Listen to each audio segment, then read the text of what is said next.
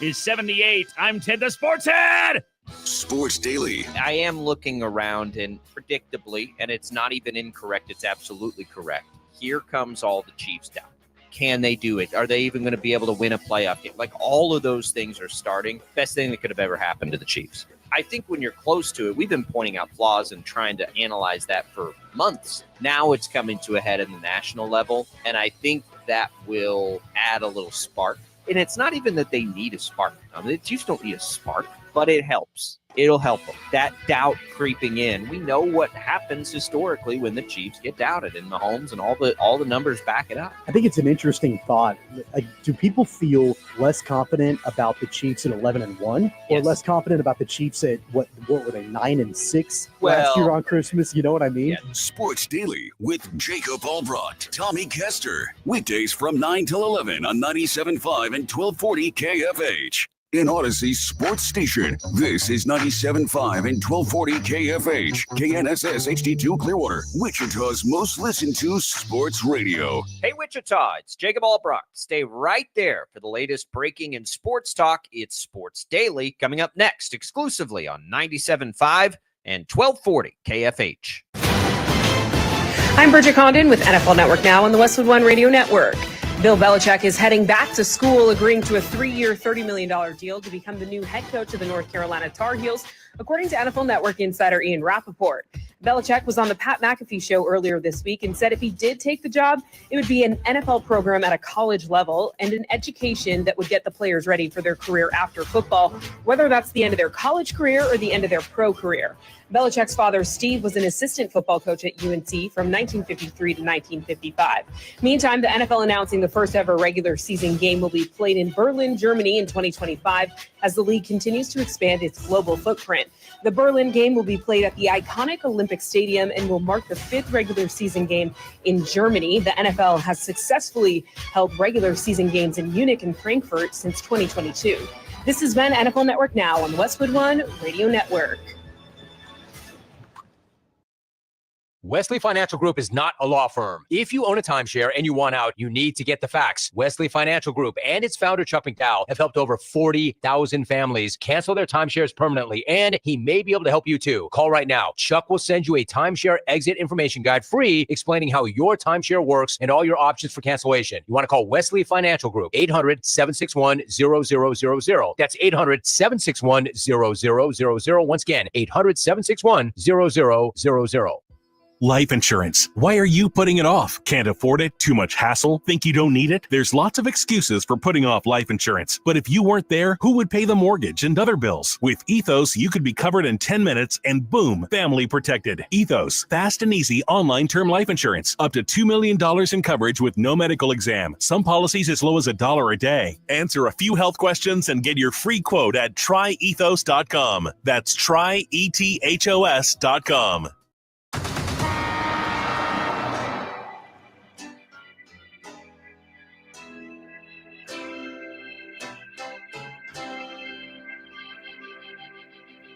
Now, from Wichita's most listened to sports radio, 97.5 and 1240 KFH. This is Sports Daily with Jacob Albrocht and Tommy Kester. Hey, what's up, everybody? Welcome in. It is Sports Daily on a Thursday here on KFH. I'm Tommy Castor, TJ Cleveland. To my right, filling in for Jacob Albrocht today, Jad Chambers producing the program. That IHOP hotline is open for you over the next 2 hours at 869-1240. It is a jam-packed show today at 9:30 this morning. Our betting insider, PJ Glasser, will join us for all the best bets this weekend around the NFL. We'll probably talk a little college basketball betting as well as we talk to him at 9:30. At 10 o'clock, our K-State insider, Tim Fitzgerald, from GoPowerCat.com will hop on. We'll talk everything about the K-State bowl game happening around Christmas, K-State basketball, and a whole lot more that's coming up at the top of hour number 2. And we've got a lot more to talk about. A Thursday night football preview tonight. We'll get into that in hour number 2 a little bit later on in the program today.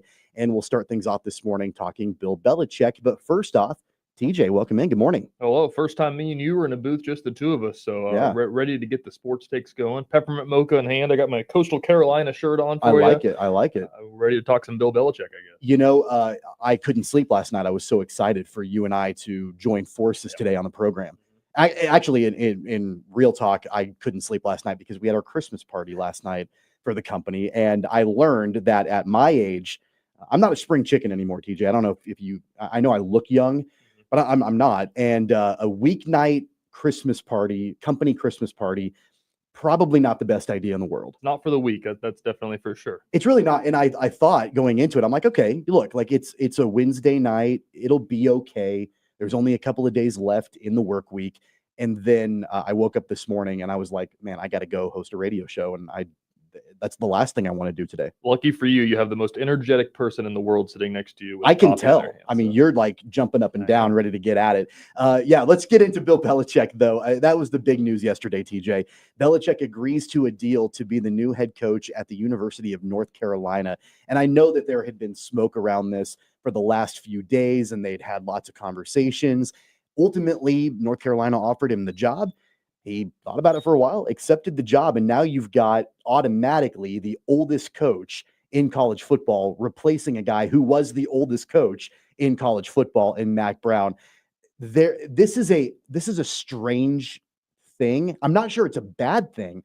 It's just a little bizarre. The first thought that I saw whenever the smoke started coming up is that they lost Mack Brown and gained Bill Belichick, and it felt like it was the political system that we just keep getting older somehow instead of getting younger at North Carolina. Didn't make a lot of sense when you first thought about it, because why would a guy that was known for being such a crabby head coach in the NFL and not a huge personality in the NFL go to college football, where that's the main thing is personality and a lot of lively, obviously 18-year-old kids. And how are you going to manage that? And then kind of the more that I thought about it, the more I listened to him talk about it, the more it kind of made sense. And it's going to be a really interesting thing. He was on Pat McAfee earlier this week, and it was when he was in the conversations with UNC. And of course, Belichick is awfully coy and, doesn't really reveal a whole lot, keeps everything close to the vest. But he did talk about what his ambitions would be if he were coaching a college team and running it like an NFL franchise, getting these guys ready to go for the NFL, the ones that are capable of doing that. And to me, it reminded me quite a bit of the way that John Calipari runs his programs, especially when he was at Kentucky. It really wasn't a whole lot about what these players were going to do at Kentucky. It was about getting them ready to play in the NBA. Yeah, it makes a lot of sense. And then when you think about the difference between that comparison is that in basketball, you get these guys for a year. In football, you get them for 3 years before they go pro. So you're going to help them, and you're obviously going to help yourself if you're going to have draft prospects coming in and playing for you for 3 years in and out through the entire program. And that's the part I'm saying. It didn't make a lot of sense of how he would manage this, because it's such a different beast. And you hear about coaches getting out of college football all the time because they don't want to deal with NIL and transfer portal and all these relationships and having to recruit and go to kids' houses and, sweet talk all these kids, because that does not sound like Bill Belichick at all. But I think that it's going to be a situation where it's the reason that Alabama got so many of their commits. You weren't going there for Alabama. You were going to play for Nick Saban. And who cares if it's North Carolina, because you're going to get to go play for the greatest coach in NFL history, basically. One of them. I'll preface that. But I think that he's going to be able to land recruits, and he's not going to have to try really that hard to get them because he's Bill Belichick. I think the biggest question going into this that stays in my mind is he going to be successful? And I think the really you have to specify, how do you define success? Like, is North Carolina, does Bill Belichick going to the Tar Heels program make them a contender in college football? Does it make them potentially a college football playoff team even as soon as next season? Is that how you define success? Is it bringing in NIL dollars? Is that success? Or is it just the sheer fact of getting as many players to the NFL as possible? Yeah, it's interesting. You'd have to think that it's the college football playoff, especially now that 12 teams get in. And if you win the ACC, you get in. So I feel like they're lying to themselves if they're not trying to win the ACC. So I think that, ACC is always up for grabs. Clemson was a down year this year. They still found a way to get in there and get it. So who knows where that conference is going to go in the next few years. But I'd have to think that that's the goal, that you're hiring a 72-year-old, because you're not going to have him for very long. You're not going to have a long-term hire here. Well, it's a 5-year deal for Belichick. When I saw that, I'm like, okay, well, the guy's going to be 77, Exactly. or almost 78 by the time that contract is up. I don't know. And I don't even know if it would necessarily be a bad, parting of ways if that contract doesn't come to fulfillment of the full 5 years.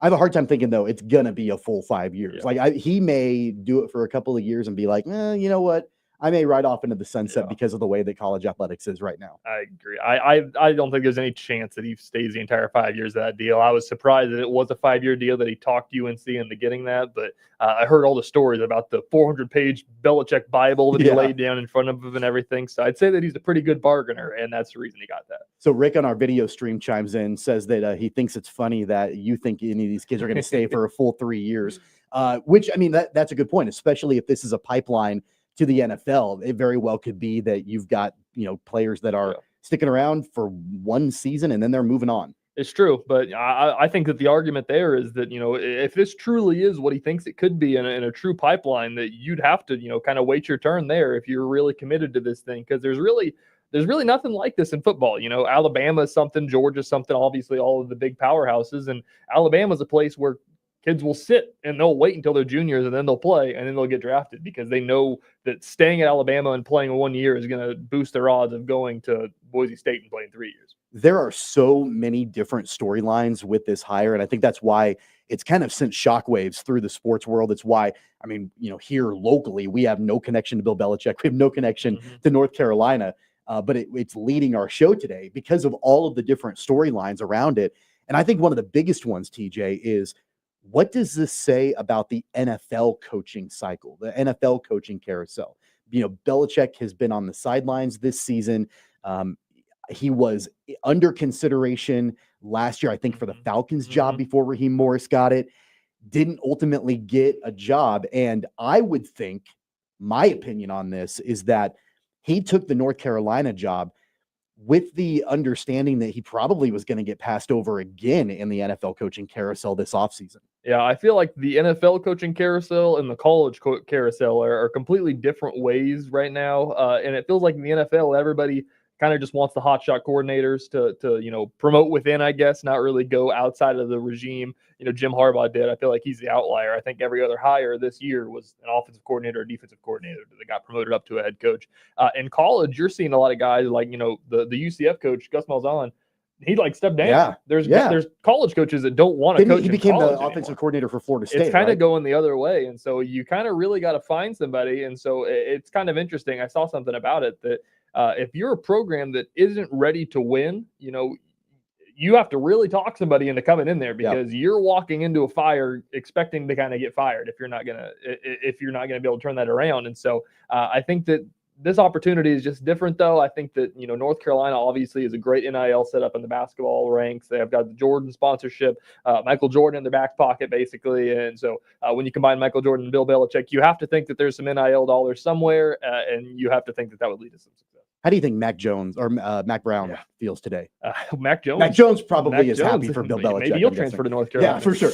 But Mac Brown, he gets replaced by Bill Belichick, and Mac Brown is the all-time winningest coach in North Carolina history.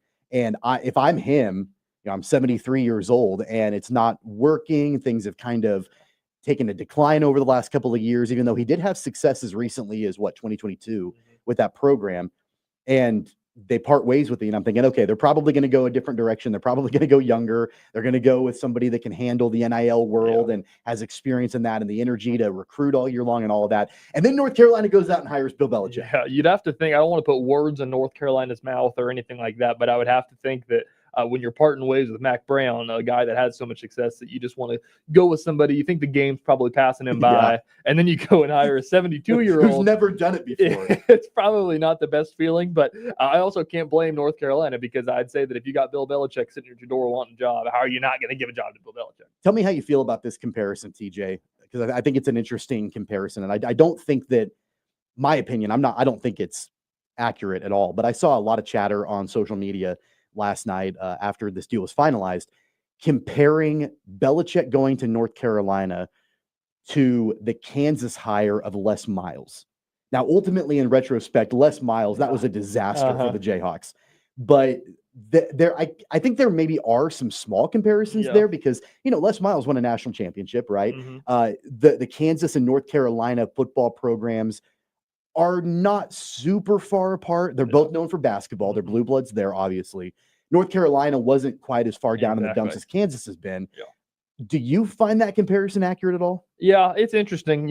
At the time, I liked the Les Miles hire. And obviously now I don't like the Les Miles hire. But at the time, whenever you're kind of the dumpster fire that KU was back in the day, winning 1 or 2 games a year, you got to start throwing darts. And why not throw a dart at a guy that's won a national championship and knows the college game so well? And it didn't work out, but you have to try something, and for UNC, they're in a better spot than KU was at that time. So a little bit more on the line, because if they're not good, they could regress. KU really couldn't regress at the time of the Les Miles hire. North Carolina could regress a bit. They just had a quarterback get drafted in the top 3 or whatever it was, top 4.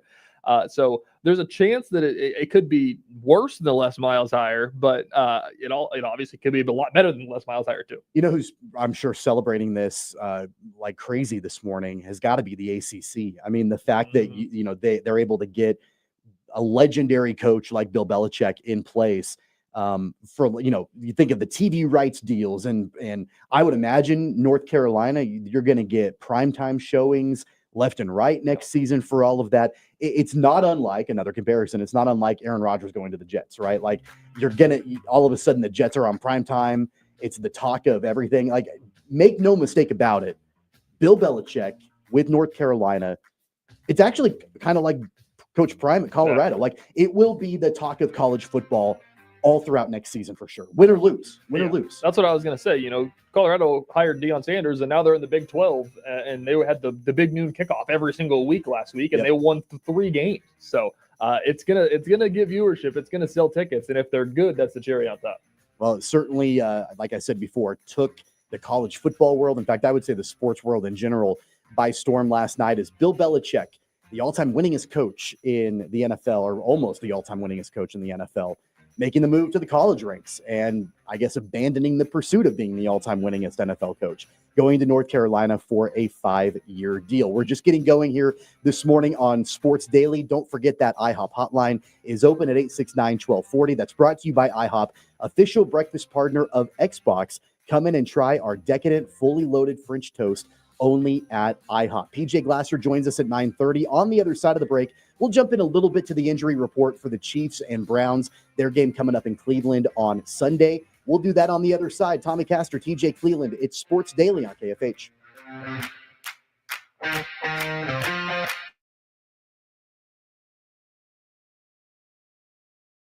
Just because it's 4 o'clock doesn't mean your day's wrapping up. Get the facts first on 12 News at 4. It doesn't matter where you are. In the office, on the road, or on your couch.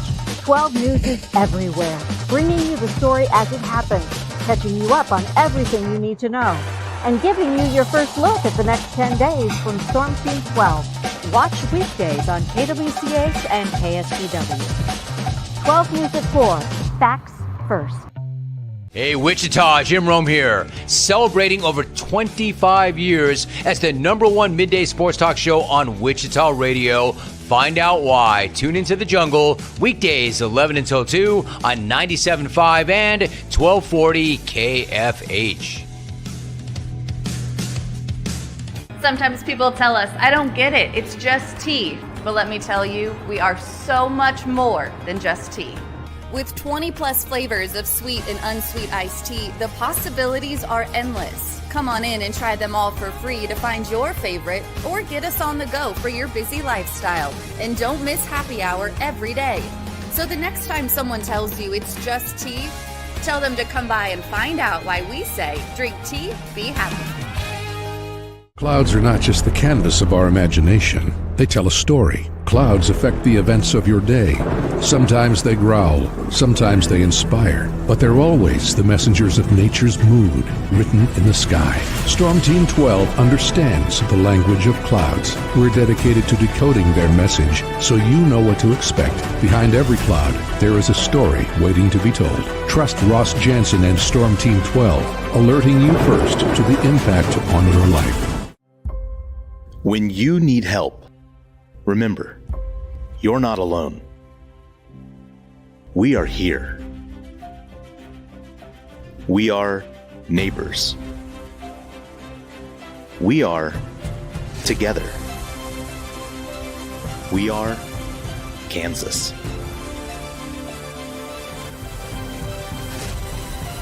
We are 12 News. They say it takes a village. Come together and support local businesses in our neighborhoods. When you contribute to local shops, more money goes back into the economy. Shopping local makes our state stronger. So give back to the communities you love and watch our businesses and communities thrive. Shop local and be Kansas proud. We are following a breaking update. Every day, all day, stream the stories that have you talking near and far. Whoever is behind the wheel of this bus is not stopping. From hundreds of local reporters and meteorologists spanning the country. Chaos here this morning at the UW campus. Search LNL for the all-new Local News Live streaming app. Make yourself known now. 310-01 in traffic pursuit. Oh my God, here. Investigate TV Plus begins with real people. We investigate stories that impact you and inspire change every day. Something is broken. Real problems. Why are they hiding it? And real solutions. My daughter was dying in front of me. What was your reaction when he said that? Investigate TV Plus, weekdays at 3:30 p.m. on KWCH. Sometimes people tell us, I don't get it, it's just tea. But let me tell you, we are so much more than just tea. With 20 plus flavors of sweet and unsweet iced tea, the possibilities are endless. Come on in and try them all for free to find your favorite or get us on the go for your busy lifestyle. And don't miss happy hour every day. So the next time someone tells you it's just tea, tell them to come by and find out why we say, drink tea, be happy. Mornings are busy. We're here to make your mornings better. We report the stories that affect you. 3 more hospital lies from contaminated apple juice just a day after the FDA issued a recall. We're here to make your mornings better. Closing east and westbound lanes of K96 for repairs. With 12 News, you're prepared for your whole day. Scattered thunderstorms across the state into the afternoon. Stay a step ahead with 12 News this morning on KWCH and KSCW.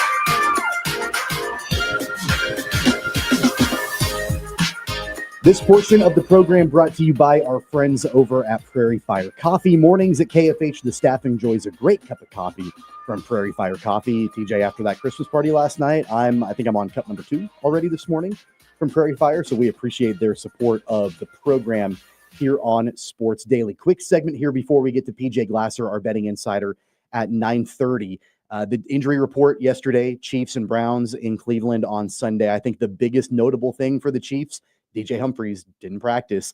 I know that there's, some doubt about his availability and what that's going to look like.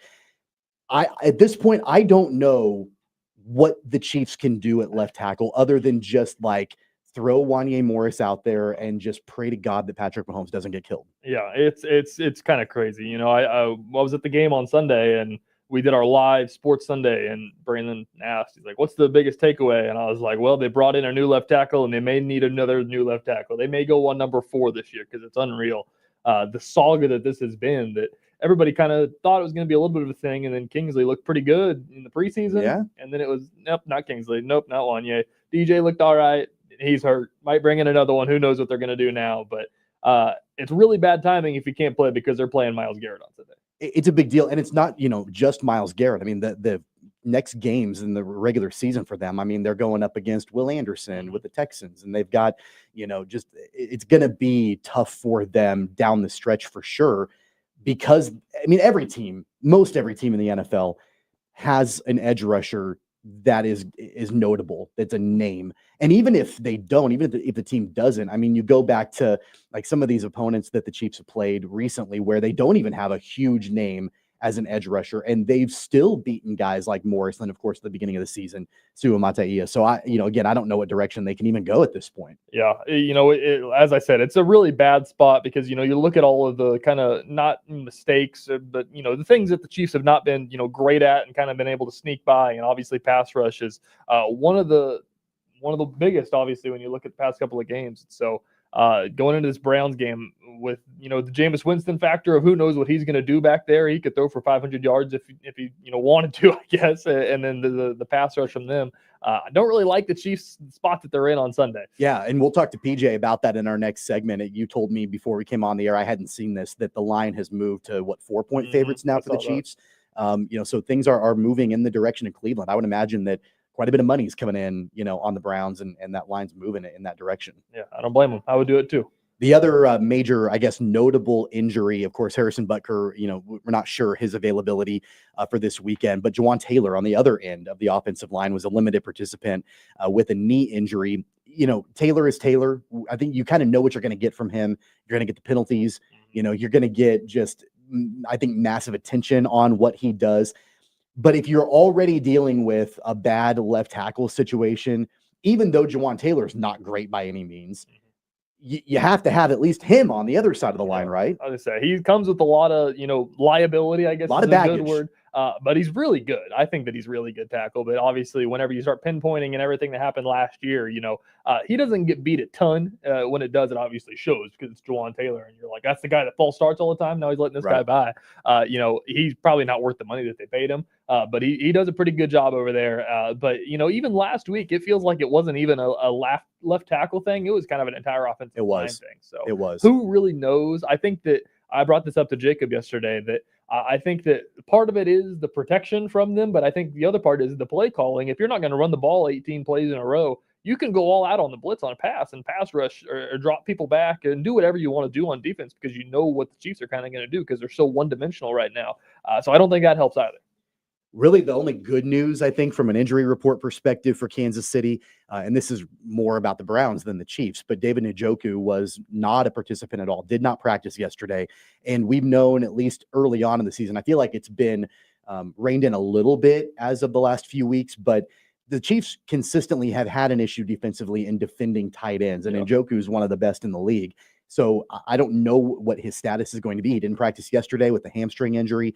That could be a good break for the Chiefs to not have to really worry about him. Yeah, it's true. It really was the first couple of weeks, like you said, Kyle Pitts kind of got him a little, or I guess he didn't really get him that much. Likely got him a lot and everything like that. I can't go through and name them all, but it's really kind of a defensive thing for them. Obviously Nick Bolton's not great in pass defense, really good at run block or run stopping and everything like that. But if you have him, man coverage against tight end, he's not going to do that great. So Chiefs linebackers not great at zone coverage, I think. So that is one thing to worry about. I wonder what, if they're going to be able to get Harrison Butker ready to go, ready to roll. I mean, of course, Matthew Wright hit the game winner barely on Sunday against the Chargers. They've had 3 different kickers, and I've not heard, I don't know if you have, what Butker's availability looks like for Sunday. I don't think I've seen anything for Sunday. I do think it's hilarious though. Last year, Matt Wright was on the team as well. Yeah. I was at the game. He broke the Chiefs' longest field goal, and then Butker broke it back the very next week. You got to feel for Matt Wright, man. He's got the record. He hit the 5 field goals in the game winner last week, and he's about to lose his job again because the Chiefs have the best kicker in the league. So it's a wild life of an NFL kicker, I'm sure. I think the thing I feel worst for him about is the fact that, he had to go do a post-game interview and looked like a tiny, looked like one of Santa's elves standing next to Patrick Mahomes and Chris Jones. Yeah, hilarious dude. I was in the press conference after the game listening to him, and somebody said, "You've kicked a lot. Whenever you hit it off the goalpost, does it usually go in?" He's like, "Well, I try not to do that." Well, yeah. I mean, that's a great answer there from Matthew Wright. We'll get more information as today goes on, and tomorrow we'll preview the game. We'll do our Friday football picks tomorrow on the program, see if there's a way that any of us think that the Chiefs will cover this game, and they've not covered much recently at all. So we'll do that. that tomorrow and hopefully have more clarity on the injury situation for the Chiefs on our program tomorrow. On the other side of the break, our betting insider, PJ Glasser, will join us. We'll talk best bets of the betting weekend in the NFL, college basketball, and more. That's on the other side. Stay right here. It's Sports Daily. Coming right back.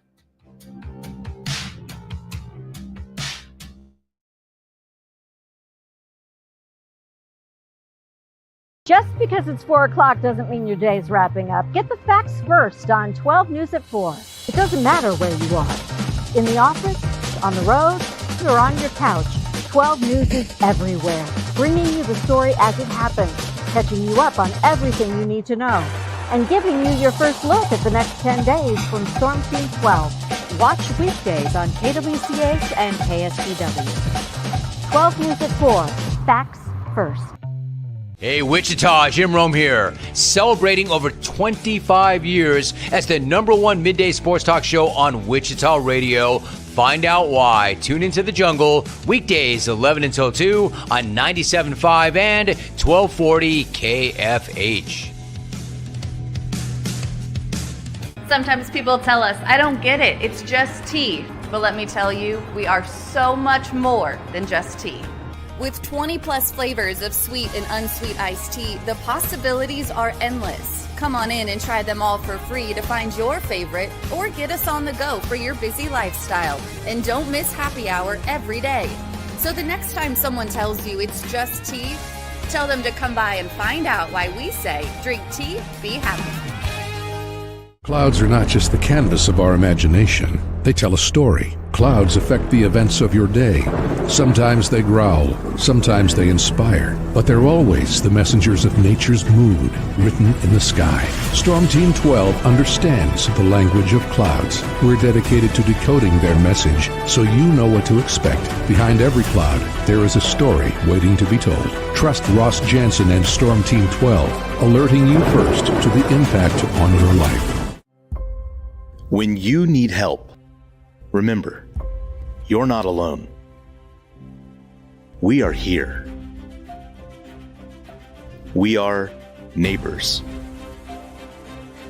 We are together. We are Kansas.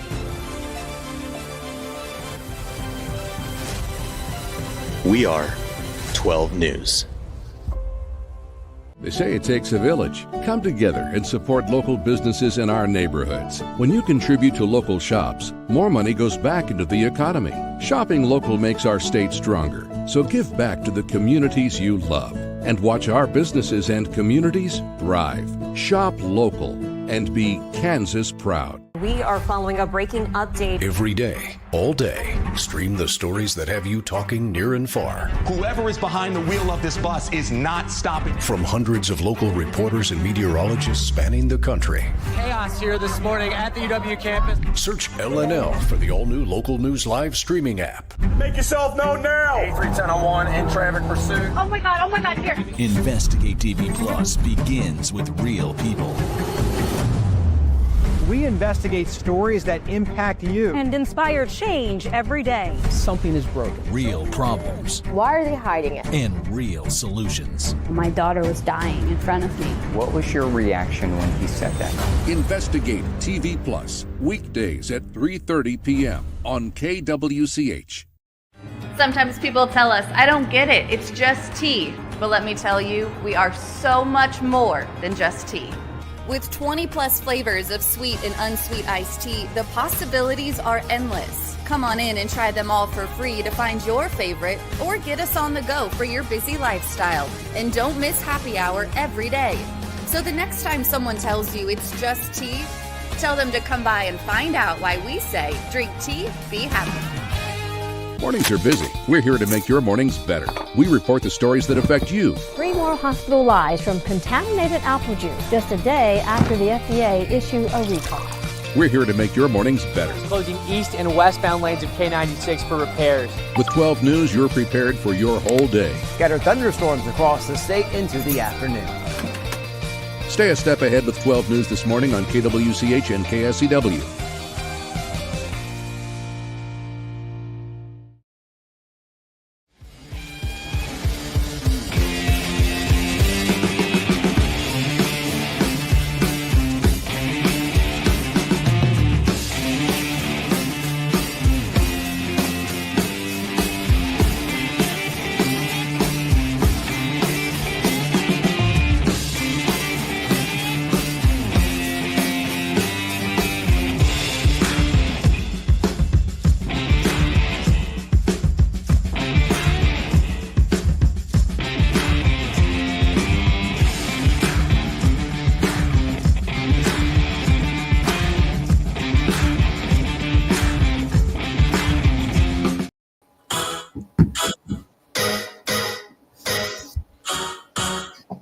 Welcome back, everybody. It's Sports Daily here on KFH. Joining us now on the program, the host of Send It In and Odyssey Sports Betting Insider, PJ Glasser. Insider calls are presented by BetMGM.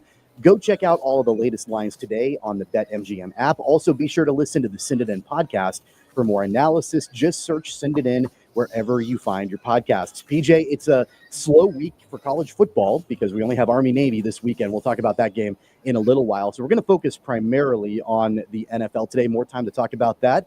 How you doing, man? Good to have you on the show.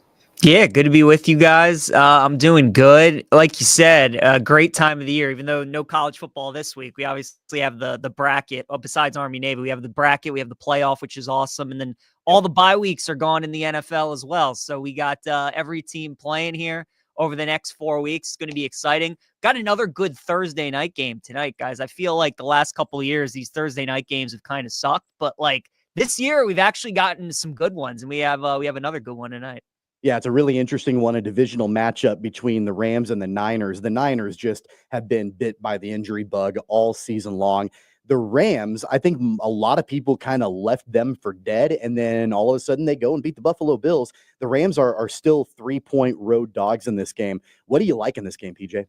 I like the Niners tonight, guys. Shanahan's just had McVay's number when these two teams have been together since McVay's been in LA as the coach of the Rams. In the regular season, Shanahan has beaten him quite a few times, and he dominates this matchup, even though the Niners are still dealing with some injuries. We know Trent Williams isn't going to be active tonight. We're waiting to hear whether or not Nick Bosa is going to go. I think this is really just about a fate of the Rams, though. You know, this team, it feels like whenever they have a great performance and we're all ready to buy into them, they let us down, you know, and they have another flat performance. And obviously coming off of a great game against the Bills when their offense was just clicking, I think a lot of people are going to see the Rams tonight, you know, +2.5, +3, just beating the Bills, putting up 44 points. And obviously with the season that San Francisco has had and continuing to deal with injuries, I think a lot of people are going to like the Rams. But I like San Francisco tonight, you know, 2.5, 3, whatever number you can find, as long as it's 3 or anything below that. I think the Niners are a good bet. I think they win the game. I think they cover the spread. Not only did the Rams beat the Buffalo Bills last week, they basically scored about 100 points. Over under on this game, I'm looking at 49. Do you see the offense clicking again, or is this going to be a defensive battle? Yeah, you know, it's tough. I mean, usually in these primetime games, you just blind bet the unders and it's profitable. I don't have any official play on the total tonight, but if I did have to go, I would take the under. I think it's going to be a lower scoring game. Again, when you get a team that just played a shootout like the Rams did against Buffalo, people are going to be inclined to take the over. But I think with the Niners defense getting a little bit healthier, the familiarity of both of these teams, I like the under in a game like this with so much on the line. This is pretty much an elimination game for both of these teams, especially San Francisco. They lose this game, they're pretty much out of the playoffs. So I would expect a lower scoring game. I think both teams are going to run the football. Looks like Isaac Guerendo is going to play tonight for San Francisco. He was really good before he got hurt against Chicago. So I'll go under 49, but I like the Niners. That'd be my play in the game. Let's talk a little bit about player props, PJ. And I'm relating this to something we know about the Chiefs and Patrick Mahomes. There have been multiple times, kind of time in and time out, where when Patrick Mahomes has a receiver that is struggling, dropping the ball, not getting the ball, things like that, Mahomes will make a deliberate attempt to feed that person the ball in the next game to try to get them back on track. It's been a tough week for Deebo Samuel. So relating it back to what's been going on with the Niners and Deebo Samuel with some comments on social media about how he's not getting the ball, things like that. There's been some drama. He deleted those comments. Do you think that there's a world in which, and I don't know if Brock Purdy does that sort of thing too, or can do that sort of thing, where Purdy and Shanahan, the Niners, try to force feed Deebo the ball in tonight's game? Maybe early. I think if you want to look at Deebo props, maybe target like some first quarter props, right? Because when you're an OC, when you're a play caller, the thing that you can kind of control a little bit is the game script, right? Every OC's kind of got those first 10, 15 plays that they have, and then you kind of adjust from there. So I certainly think early on, you know, you can get some great plus money prices on like a guy to catch a pass on the first drive or whatever it may be. That's how I would target Deebo. Problem is he just hasn't been great this season. And, you know, even though you obviously want to get him the ball, if he's just not open, you can't really do those kind of things. And he hasn't been as effective running the ball this year and in the screen game. So I think if you want to target Debo, I would look at early on, like first quarter props for him, first drive, those kind of things. I'd also fade George Kittle as well. His last 5 games against the Rams, he has gone for under 50 receiving yards. I know a lot of those have been with Ayuk in the lineup, but the Rams defensively do a pretty good job of keeping Kittle in check. So if you're looking for Niner guys today, I think Juwan Jennings would be a good look. And then again, I think Garendo, Shanahan at the end of the day really likes to run the football. And without CMC, without Jordan Mason, it's just going to be the next guy up. If Garendo's in there and he's playing, he's going to get the ball. So I think him and Jennings are good looks today. Fade and Kittle, I like under his 56.5 receiving yards. And then Debo, again, like anything early on in the game, first quarter, I think that's how I would bet him. PJ, you're killing me. I'm in the fantasy playoffs and starting George Kittle, and now you're telling me that I need to fade him on the bets. Moving on here in the NFL, one of the favorite lines that I have, just for the pure comedy of it, is the Carolina Panthers favored against the Dallas Cowboys. Could you have imagined this in the preseason? Crazy, right? But TJ, it's actually my favorite bet of the week. I love Dallas +3 this week against Carolina. And the reason being, guys, when you have a team like Carolina that is so used to being an underdog and playing that role and catching points, that's one thing. When they now have expectations and they're favored and they're expected to win, that's a whole different story. Bryce Young's won 4 games as an NFL starting quarterback, and all 4 of those games have come with like late game drives when they've been trailing in those games. So he's leads in the NFL, and he's struggled to play with a lead. And now that they're favored by 3 and you're getting Dallas, I like that a lot. Rico Dowdle's been running the ball a lot better for the Cowboys. The Panthers have the worst running defense in the NFL. So I feel like we're just kind of buying a little bit too high right now on Carolina. They've played the Chiefs tough. They played Philly really tough, obviously. They had those wins against the Saints and the Giants, but now they're going to have Dallas's full attention, especially with Cowboys being underdogs in this game. So it's crazy to see Carolina as the favorite, but I love Dallas this week, +3. I think they win the game. Yeah, there are certainly a couple of pure comedy lines, I feel like, in this weekend slate in the NFL. That's one of them. The other one that I'm looking at involves your team, PJ, the Ravens, on the road and at the dumpster fire of the New York Giants. The Ravens are 16-point road favorites in this matchup this weekend. 16-point road favorites. Are you riding with the Ravens in this game on the road? No chance. No chance. I would never lay 16 points with an NFL team on the road. Even if Tommy DeVito's starting, Danny DeVito, whatever DeVito you want to throw in there, I would not lay 16 points with the Ravens. No, even though they're coming off a bye, and when the Ravens, they're a better road team than they are at home. And, Harbaugh is the kind of coach, like if they get up on a team, they will continue to play their game and they will continue to run the ball and they'll continue to pad points. But 16 just feels like it's way too many, especially this time of the year when the Giants have absolutely nothing to lose. They're playing with house money. They can afford to go for it on 4th down and fake some punts and field goals, whatever it may be. I don't have a bet on the game, but I would never lay 16 points with any NFL team on the road. PJ, last week I talked to you about the Chiefs line against the Chargers. I think it was 4 points, I believe, whenever we talked about it last week, that it felt like Vegas was maybe reacting to the Chiefs only winning these narrow games, and it keeps getting smaller and smaller, and they still found a way to not cover the number and won by 1 point. This week it's 4 again against the Browns, and it's already moved a little bit. I think that it was started at 6, and it's down to 4 that I'm looking at. Do you keep fading the Chiefs covers? I think you do. Like you said, this opened up 6.5. It's down to 4. Kansas City is 0-7 ATS in their last 7 games. They're winning these games.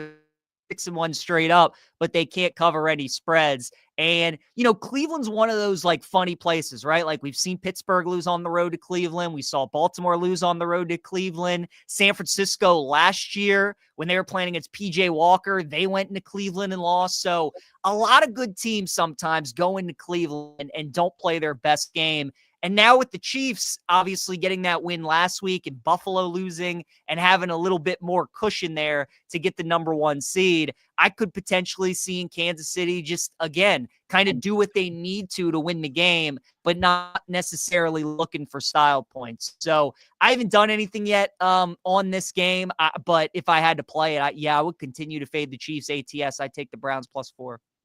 I think there are some really fun angles with this game, primarily just because of Jameis Winston. I feel like with what he does, you're going to get in, to a fun atmosphere for sure. He's going to probably go out and sling it. He's going to probably throw for some touchdowns. I know that David Njoku is dealing with an injury, but of course they've got Jerry Jeudy. They've, got some weapons there for sure that he can throw the ball to. But the other thing we know about Winston is that he can turn the ball over too. Do you see any kind of angle, whether it's on the Brown side or the Chiefs side, that you can play from a player prop position? Yeah, I think Jeudy could certainly be a look. I mean, ever since Jameis has taken over, he's been super consistent. He's good for like 6 catches every game, 60 to 70 yards. He's been scoring a touchdown. I would expect McDuffie to be on him for most of the game, which is obviously going to be a tough matchup. But Judy's been getting his touches, and I would expect him to continue to do so. And I know Pacheco's back in the lineup, but you would certainly have to think about maybe a Kareem Hunt revenge angle, maybe him finding the end zone, getting a good anytime touchdown price on him. And then I'm just waiting for Travis Kelce to find the end zone again for the Chiefs. We've been getting a couple of these primetime games, and I thought for sure he'd score a touchdown against the Raiders or on Sunday night against the Chargers. It just hasn't happened. So, maybe going back to that and betting Kelce anytime. So I think him and Hunt are good looks. And then Jeudy has just been super consistent. And even though he's got a tough matchup this week, that's been Jameis's guy since he's been the quarterback. So I would look at him as well. Moving to college ranks, I love college football, so you're not going to sway me away from watching Army-Navy. The Service Academy unders are notorious. You could win one of these games 3-0. 39 in this one, but it feels like this is probably the best offensive year we've seen from these 2 service academies, at least. Totally agree. Yeah, I mean, those unders, guys, since 2005, the Service Academy teams 42, 11, and 2 to the under. It's hitting over 80%. So you just see these kind of matchups and you just bet the under. But to your point, Army's been scoring some points this season. And Navy isn't like the traditional triple option type team. Like, yes, they do run the triple option for much of the game, but they do run some shotgun. They throw the ball a little bit more than an Army and Air Force team would. So I think team could actually score in the game. Army's quarterback, Bryson Daly's had a fantastic year, and he is by far going to be the best player on the field in this game. So I think Army's going to be able to score some points. I think Navy will be able to score too. So I actually kind of like the over 39 in this game, guys. And I would look at Army on the money line. I would put them kind of almost like a teaser, right? Like 6.5, put them on the money line and kind of play them with another favorite in the NFL that you like this week. I don't know if I want to lay the 6.5 with Army because this opened at 2.5 and now it's at 6.5. You feel like you're certainly getting the worst of the number. I do like the Black Knights to win the game though. And kind of think we're going to get some points as well. I kind of like the over. We've got another week until we get to the first round of the college football playoff games, the first 4 games in the college football playoff. Early lines are out on those games. Is there anything that stands out to you this far ahead of time to jump on? I like SMU a lot. Now, I don't know if I'm going to bet SMU right now, just because, again, like you said, we still have some time until these games starts, and I think more money is going to come in on Penn State, and I think I'm going to get a better number, but I'm certainly going to fire away on SMU. Guys, I feel like we see this a lot in March Madness, and even in the college football playoff when we only had 4 teams. A lot of time when there's controversy about that like last team into the field, those teams tend to play pretty well. You look at when Cardell Jones was at Ohio State, the first year of the 14 playoff, and they were that last team in. They go on to win the national title. I remember there was a year when Bama got in over Ohio State when JT Barrett was the quarterback there. They went on to win the national title. Now, I don't think SMU is going to win the title, but I think that there could be a pesky out in those first couple games. And it is James Franklin in a big game, which is always fun to fade. So SMU was something that jumped out to me. I like Texas, too, against Clemson. I've been seeing so many people on social media talk about how overrated Texas is, and the only good team that they've played is Georgia, and they've lost both of those games. Texas's schedule was so soft this year. You know, they didn't play Bama, Tennessee, Ole Miss, South Carolina, LSU. Like their schedule, they just avoided all these good teams. Doesn't mean they can't beat them, right? And like at the end of the day, a lot of people lose to Georgia. So I thought watching that SEC championship that Texas was the better team. They just weren't able to win the game. And Clemson shouldn't even be in the playoff, right? If it wasn't for these new rules with obviously an auto bid to the Power 4 teams as a 3-loss ACC team, they wouldn't be in the field. You look at how they did against Georgia this year, South Carolina, Louisville, like all the good teams they played, they lost to outside of SMU. So I think Texas is going to roll against Clemson. I like them minus 11.5. Yeah, staying with the playoff, you know, the real enigma of college football this year has been the Indiana Hoosiers. Nobody can tell if they're good or not because they've played one good team and they lost. They got an in-state matchup this week. What's your thoughts on Indiana? Just betting aside, are they good or are they not? Guys, this game is, this is one of those games. I think if Notre Dame can survive Indiana, I think they're going to the national championship. I really do. But I don't know if they're going to survive Indiana. That's the problem. I think the Hoosiers are going to be a tough matchup for them. Indiana doesn't beat themselves. They play good defense. They can run the football. And I think this is going to be a low-scoring, grinded-out kind of game. But again, if Notre Dame can advance, the reason I like the Irish so much is there's actually look-ahead line out, guys. It's what the hypothetical quarterfinal games would be. Notre Dame is favored against Georgia. They're 1.5-point favorites. And obviously the expectation is Carson Beck isn't going to play. But think about what that line's telling you, right? Think about how many people are going to see Georgia against Notre Dame, see Georgia as an underdog. I mean, so many people are going to jump on that. So I would like Notre Dame in that matchup against Georgia. I would like them against the potential winner of Penn State, Boise, SMU, whoever it is. It's all about that game. I do like Indiana plus the points to answer your question, TJ, but I think it's going to be close. I think that game's going to come right down to the wire. Before we let you go, PJ, what are your favorite bets of the weekend? We neglected to mention the Bills and the Lions. That's a huge matchup in the NFL. Some other big games as well, Sunday night in primetime. What do you like? Anything else that we missed before we let you go?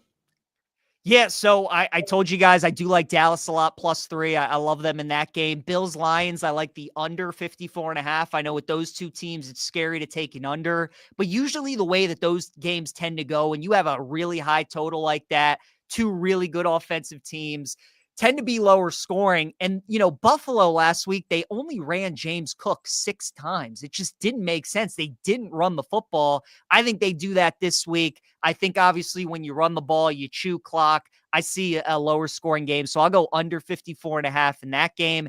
And then on Monday night, guys, I like the Bears +7 against Minnesota. You think about what the Bears have been doing. We know how good that NFC North division has been. They lost by 1 point to the Packers. They lost by 3 points to the Lions. And then they lost by 3 points to Minnesota as well the first time those teams played. So even though Chicago has had a terrible year, they haven't won any games. They have been playing their divisional teams really, really tough. I just think 7's too many points. So I like Chicago +7 against the Vikings. All right. Well, it's going to be a fun weekend filled with the NFL and Army-Navy. Next week, we'll get more in-depth on the college football playoff first-round games and see if those lines have moved at all. TJ and PJ. 2 weeks in a row, baby. I know. PJ, we appreciate your time. Thanks for being on the show, man. Yep. Thanks, guys. We'll see you next week. All right. There goes PJ Glasser. He's the host of Send It In, and he's an Odyssey Sports Betting Insider. Insider calls are presented by BetMGM. Go check out all of the latest lines today on the BetMGM app. We're going to take a timeout on the other side. Tim Fitzgerald, publisher, GoPowerCat.com, is going to join us to talk all things K-State football, their bowl game in just a couple of weeks, and K-State basketball.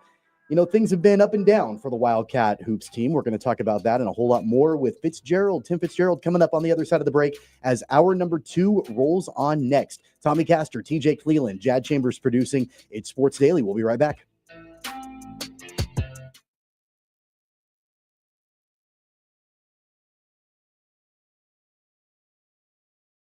Just because it's 4 o'clock doesn't mean your day's wrapping up. Get the facts first on 12 News at 4. It doesn't matter where you are. In the office, on the road, or on your couch, 12 News is everywhere. Bringing you the story as it happens. Catching you up on everything you need to know. and giving you your first look at the next 10 days from Storm Team 12. Watch weekdays on KWCH and KSCW. 12 News at 4. Facts first. Hey, Wichita, Jim Rome here, celebrating over 25 years as the #1 midday sports talk show on Wichita Radio. Find out why. Tune into The Jungle, weekdays 11 until 2 on 97.5 and 1240 KFH. Sometimes people tell us, I don't get it, it's just tea. But let me tell you, we are so much more than just tea. With 20 plus flavors of sweet and unsweet iced tea, the possibilities are endless. Come on in and try them all for free to find your favorite, or get us on the go for your busy lifestyle. And don't miss happy hour every day. So the next time someone tells you it's just tea, tell them to come by and find out why we say, drink tea, be happy. Clouds are not just the canvas of our imagination. They tell a story. Clouds affect the events of your day. Sometimes they growl, sometimes they inspire, but they're always the messengers of nature's mood, written in the sky. Storm Team 12 understands the language of clouds. We're dedicated to decoding their message so you know what to expect. Behind every cloud, there is a story waiting to be told. Trust Ross Jansen and Storm Team 12, alerting you first to the impact on your life. When you need help, remember, you're not alone. We are here. We are neighbors. We are together. We are Kansas.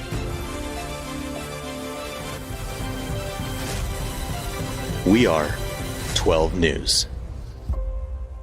They say it takes a village. Come together and support local businesses in our neighborhoods. When you contribute to local shops, more money goes back into the economy. Shopping local makes our state stronger. So give back to the communities you love and watch our businesses and communities thrive. Shop local and be Kansas proud. We are following a breaking update. Every day, all day, stream the stories that have you talking near and far. Whoever is behind the wheel of this bus is not stopping. From hundreds of local reporters and meteorologists spanning the country. Chaos here this morning at the UW campus. Search LNL for the all-new Local News Live streaming app. Make yourself known now. 8310 in traffic pursuit. Oh my God, here. Investigate TV Plus begins with real people. We investigate stories that impact you. And inspire change every day. Something is broken. Real problems. Why are they hiding it? And real solutions. My daughter was dying in front of me. What was your reaction when he said that? Investigate TV Plus, weekdays at 3:30 p.m. on KWCH. Sometimes people tell us, I don't get it, it's just tea. But let me tell you, we are so much more than just tea. With 20 plus flavors of sweet and unsweet iced tea, the possibilities are endless. Come on in and try them all for free to find your favorite, or get us on the go for your busy lifestyle. And don't miss happy hour every day. So the next time someone tells you it's just tea, tell them to come by and find out why we say, drink tea, be happy. Mornings are busy. We're here to make your mornings better. We report the stories that affect you. 3 more hospital lies from contaminated apple juice just a day after the FDA issued a recall. We're here to make your mornings better. Closing east and westbound lanes of K96 for repairs. With 12 News, you're prepared for your whole day. Scattered thunderstorms across the state into the afternoon. Stay a step ahead with 12 News this morning on KWCH and KSCW.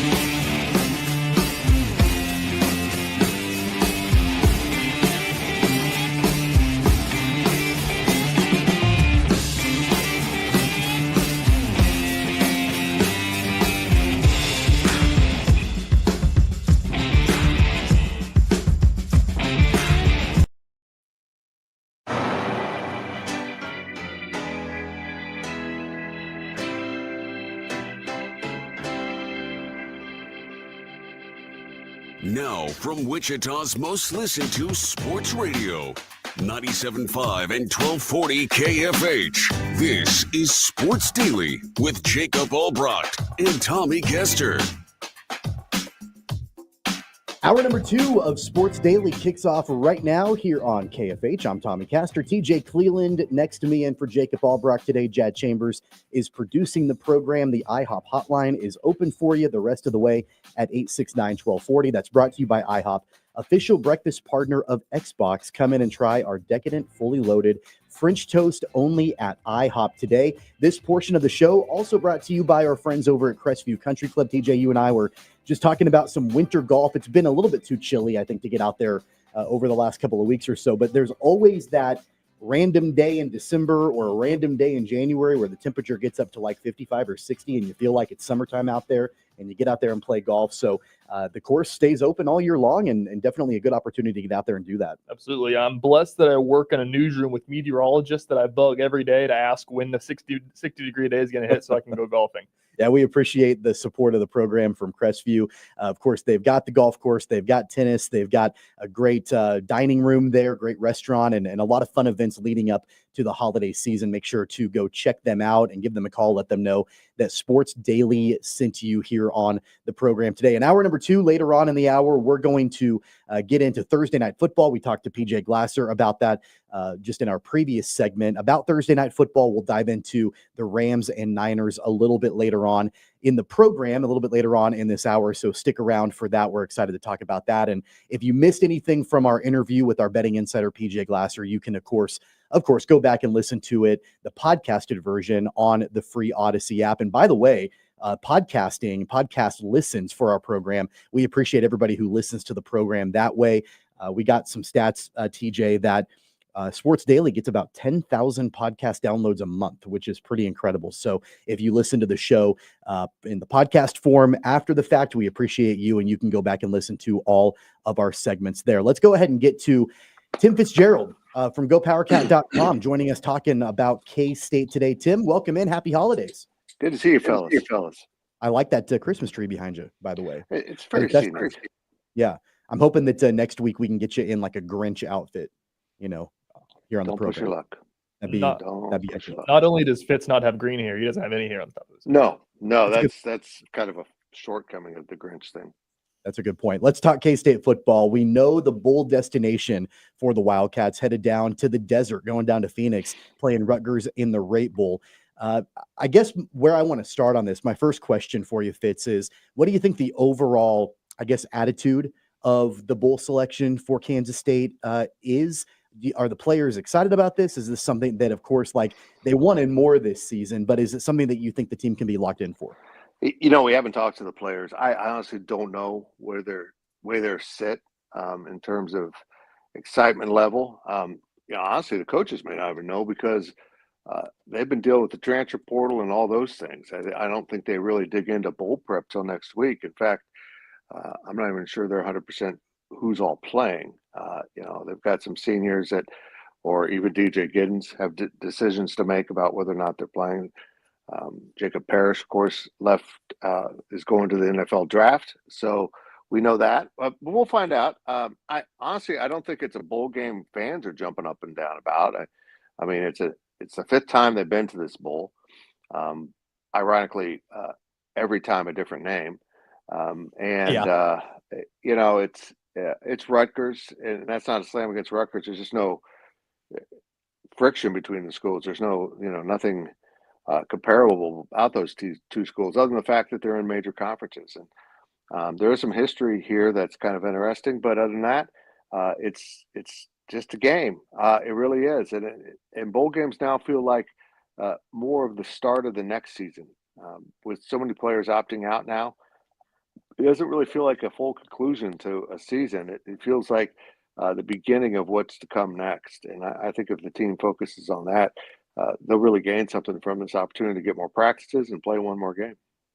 Fitz, you and I talked about after the Arizona State loss that, even last year, you had so many opt-outs for K-State, and it was kind of just the young guys' game. Now with the college football playoff having so many games that increase, everything with that, bowl games seem like they're less and less important than they used to be. You know, it used to be a really big deal to probably get a guaranteed rate bowl trophy or rate bowl trophy in the facility. Now, I mean, does the playoff, you know, devalue these games a little bit?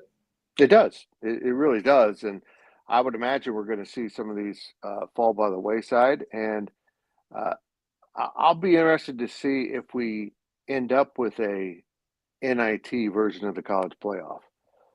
You know, the next 8. I don't know if the SEC, you know, they're so much better than everyone else, right? I don't know if they'd want to participate. I mean, they're just above everyone. Sure. And I also think if ESPN would ditch the lower games, I don't mean that it's an insult. The games, you know, that they've created for TV, the Myrtle Beach Bowl and those things, and maybe have an 8-school little mini playoff thing among the non-power conference teams that didn't make the playoff. I think that'd be cool. I think that'd get a lot more viewership than what they're doing right now, which is clearly just for profit. And that's not a good reason for anyone to be playing a bowl game, to be just surely for the profit of the TV entity. Fitz, I thought that Coach Kleiman said something kind of interesting when he was asked about the bowl game and the intent of the program and the players and all of that. His words were, the core of our football team will be ready to play and wants to play. We're excited about this game. And you talked about the transfer portal. You talked about, you know, some of the movement already that we've seen from this Wildcats program. To me, when he says the core of this football team wants to play and is ready to play, you know, I wonder, do you anticipate that there's going to be more movement, more change? Like, how do you think this team looks going into this bowl game? Well, they've only had, a couple guys of note hit the transfer portal, and most of them are backups. Keep in mind, we've got more going on here than just kids wanting to transfer to new schools. We've got rosters trying to get down to that 105 limit that's now mandated. Yeah. And honestly, I think one of K-State's main departures, Carter Willis, was part of that. I think they just moved him on. And, that's how brutal it's going to become. But now that the players are getting paid, it's kind of a business. And it is a business. And you're going to move players out that don't fit your roster anymore, just like a professional league. It's kind of disgusting. And what if the kid just wants to be part of your team and get his college degree? Well, that's gone. The NCAA's decided you're never doing that again. So, yeah, it's a transaction. And now if players want to play, they'll show up and play. If they don't, well, they're not going to be on the 105-man limit anymore. We know that. So it's very transactional now, and it's kind of getting more sterile for the fan base in terms of it being college sports.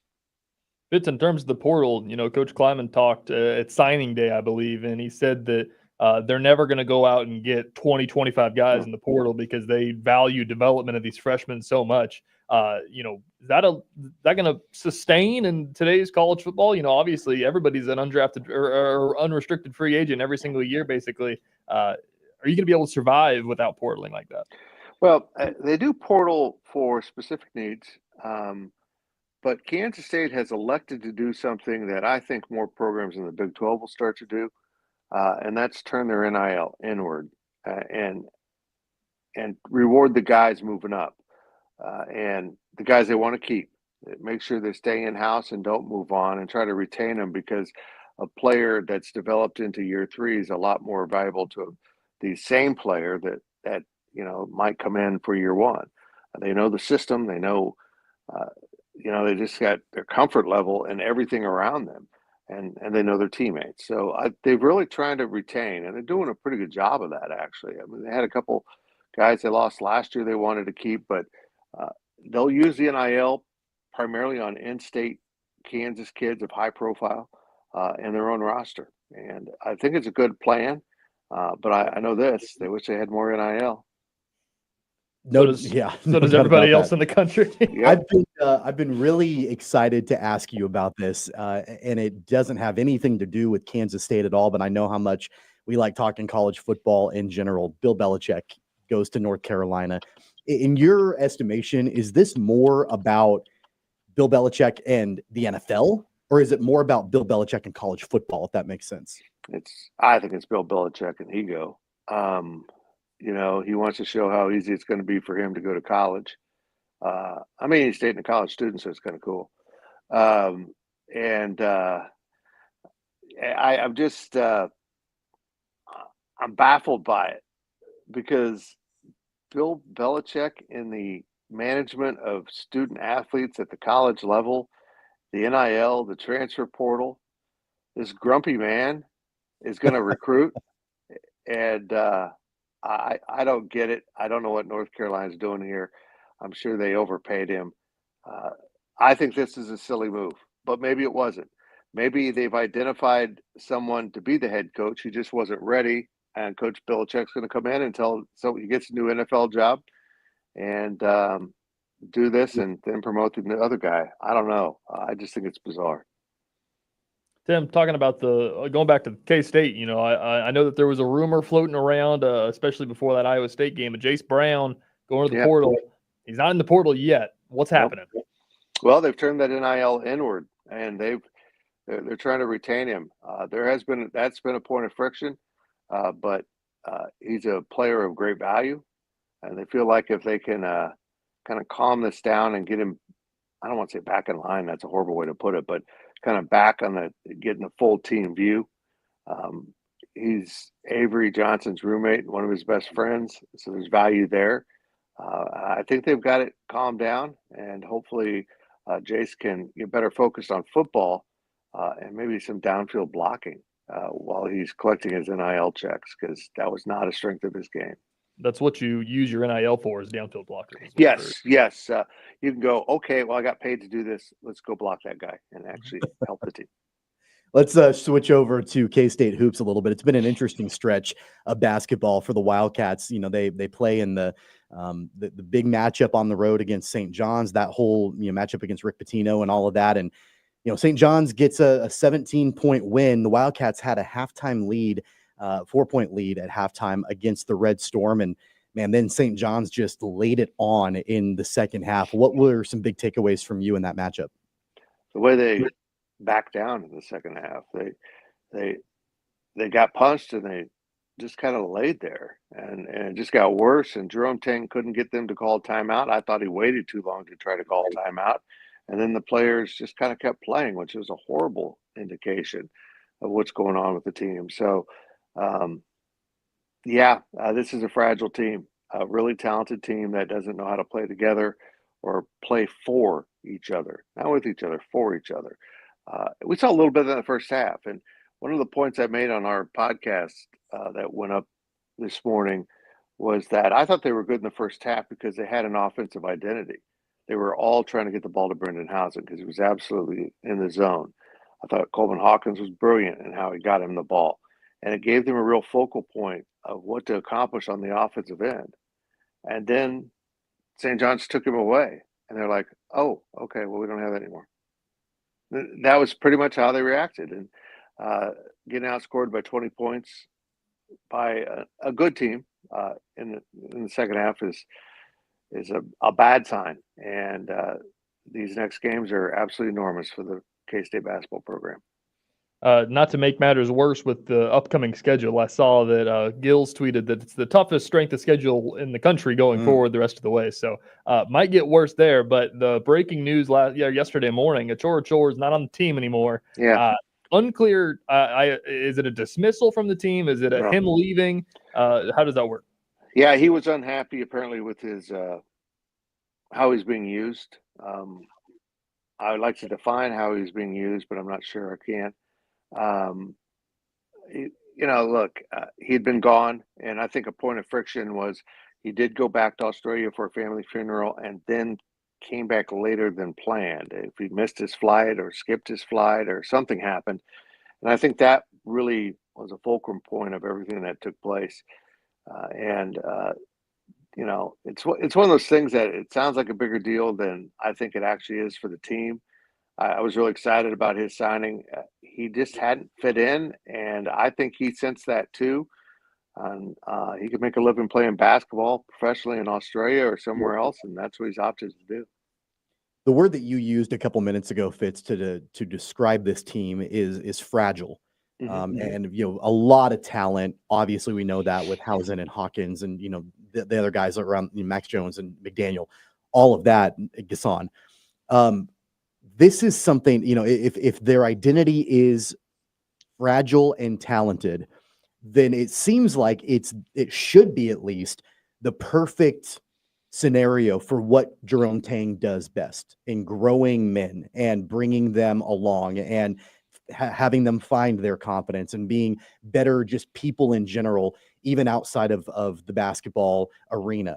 Is that something that you think is necessary for a team like this? And is it something that with the makeup of this roster that Coach Tang can do? Will we see a team that's less fragile, do you think, by the end of the season?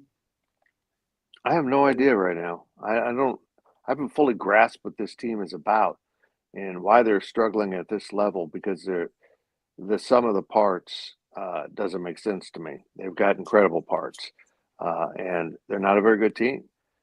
They don't really seem to understand offensively what they're supposed to do, and I don't know if that's them not understanding the offense or the offense not really having a form. But they don't seem to understand what they're supposed to do on the offensive end. They break down defensively. They don't get back defensively. I think these guys just need to look in the mirror and play harder for themselves right now. Have some dignity, man, because there's a lot of standing around. They didn't stand around the first half of St. John's. They rebounded. They played defense. They had a flow on offense. So it's there, guys. These coaches and the players together need to find it and bring it out and find a better purpose for them to play for, because I feel like this is truly an NIL roster. They're in it for the money, and they don't really care about each other enough. It's a lot of people on social media are talking about, watching this team. It feels like it's they're kind of playing the same way that they did when they had Marquise and Keontae, and the fact of just go make it happen a little bit. And then you could kind of allow some defensive lapses, because that team was capable of scoring 100 every single time they took the court. Yep. They were so good offensively. It feels like they're still kind of just playing a little bit of the ISO ball, and they don't have the ISO All-Americans that they had. Would you agree with that? I agree with that. And again, it comes down to purpose. And, Keontae and oh my gosh, Marquise, thank you. It's too early for me. They had purpose. They understood how to play with each other, and everyone could, that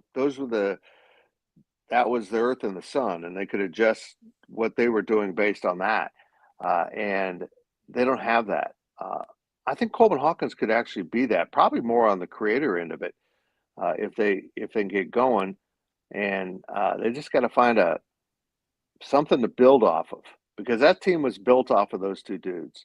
If one of those guys had gotten injured that season and was out, they weren't winning games. They just weren't. And it wasn't because they scored all the points and made all the big plays. There's some truth to that, but that's not why. It's because they gave the entire team purpose. And the other three guys in the court knew they were rotating around those two guys, and it created opportunities for them because those two guys were so good. So I don't know if it's Doug and Coleman or anyone else. These guys, if they can kind of get that going, play with each other, and then create rules off of that, I think with Brendan Housen, they've got better pieces around. So we'll see. We'll see if this is something that they can create out of, or if these players even have those tools. Well, I think one benefit for the Wildcats has been they've had a little bit of a break to recoup a little bit after that St. John's game, but they're back in action on Tuesday night, taking on a Drake team that is top 50 in the net rankings. They haven't lost yet this year. It's going to be another tough test for Kansas State with a team that, out of the Missouri Valley. I mean, they've got a pretty high net rank right now, Ken Palm ranking. I mean, this team, it looks like, is for real. Yeah. The antithesis of Kansas State right now. I mean, it's not an NIL-based roster. They went out and hired a heck of a coach in Ben McCullum. This is a first-year coach that's doing this. So there's something to be said about this. Fans of Kansas City were upset Drake was coming in because they wanted a bigger name. This is about as big a name as Kansas State can handle right now. Yeah. They're going to have problems with Drake. And it's the better basketball team. It's the less talented basketball team, but they know what they want to accomplish. They know their identity, and they know how they're going to do it. And that's kind of the signs of pretty good basketball teams. And then, that's on Tuesday night in Kansas City. And then the following Saturday, a week from this Saturday on the 21st, they go to Wichita. Guys, those are the last two non-conference games before they plunge into Big 12 season. And they need to win both. And I don't know if they're capable of winning both. They certainly have to go 1-1. And again, I'm not fully certain they're capable of going 1-1. That's where they're at right now. These guys need to figure out what they should be doing, and in terms of effort. I mean, when you're getting out rebounded the way they are, that's not anything other more than want to for me. I mean, that's been soft. So if these guys want to have soft on their resume for a while before they can shake it off, that's fine.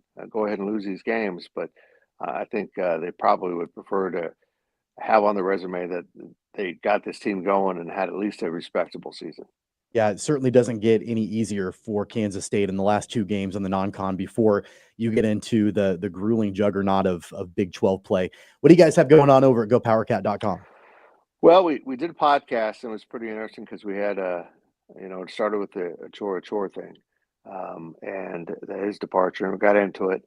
We got a lot of stuff going on right now on the message board for our premium VIP customers.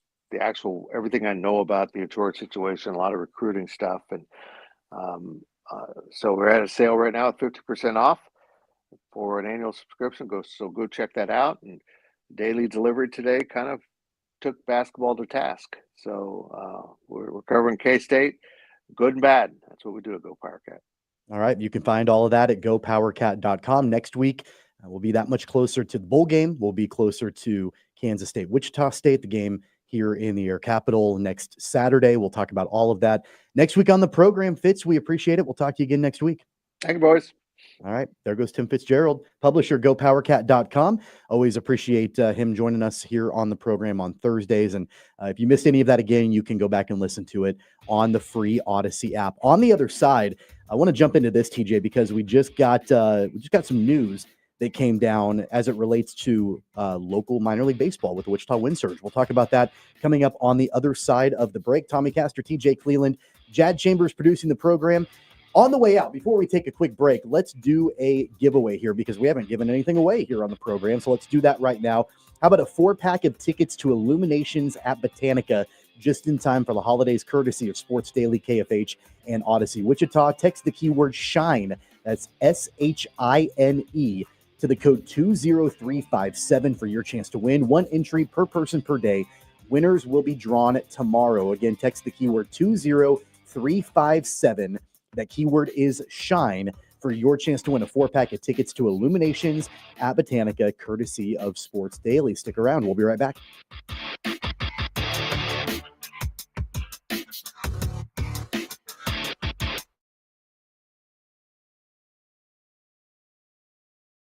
Just because it's 4 o'clock doesn't mean your day's wrapping up. Get the facts first on 12 News at 4. It doesn't matter where you are. In the office, on the road, or on your couch, 12 News is everywhere, bringing you the story as it happens, catching you up on everything you need to know, and giving you your first look at the next 10 days from Storm Team 12. Watch weekdays on KWCH and KSPW. 12 News at 4. Facts first. Hey, Wichita, Jim Rome here, celebrating over 25 years as the #1 midday sports talk show on Wichita Radio. Find out why. Tune into The Jungle, weekdays 11 until 2 on 97.5 and 1240 KFH. Sometimes people tell us, I don't get it, it's just tea. But let me tell you, we are so much more than just tea. With 20 plus flavors of sweet and unsweet iced tea, the possibilities are endless. Come on in and try them all for free to find your favorite or get us on the go for your busy lifestyle. And don't miss happy hour every day. So the next time someone tells you it's just tea, tell them to come by and find out why we say drink tea, be happy. Clouds are not just the canvas of our imagination. They tell a story. Clouds affect the events of your day.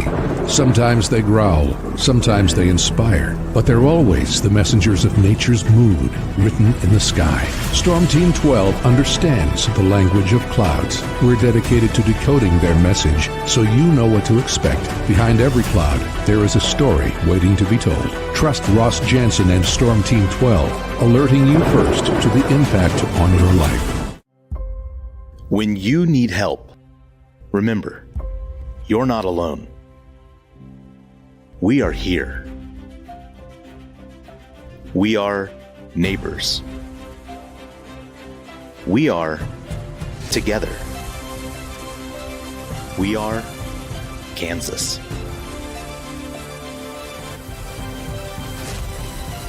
We are 12 News.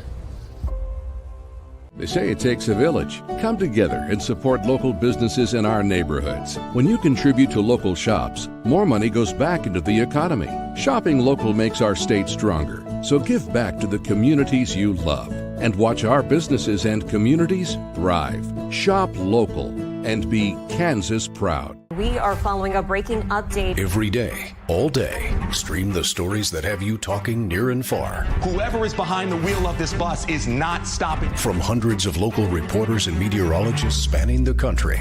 Chaos here this morning at the UW campus. Search LNL for the all-new Local News Live streaming app. Make yourself known now. 310-01 in traffic pursuit. Oh my God, here. Investigate TV Plus begins with real people.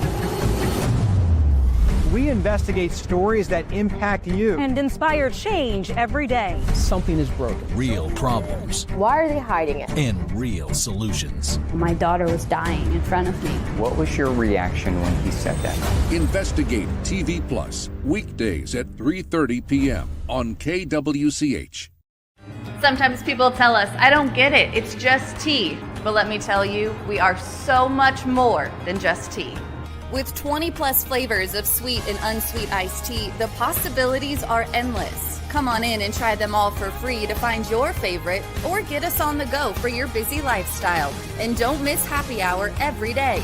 So the next time someone tells you it's just tea, tell them to come by and find out why we say drink tea, be happy. Mornings are busy. We're here to make your mornings better. We report the stories that affect you. 3 more hospital lies from contaminated apple juice just a day after the FDA issued a recall. We're here to make your mornings better. Closing east and westbound lanes of K96 for repairs. With 12 News, you're prepared for your whole day. Scattered thunderstorms across the state into the afternoon. Stay a step ahead with 12 News this morning on KWCH and KSCW.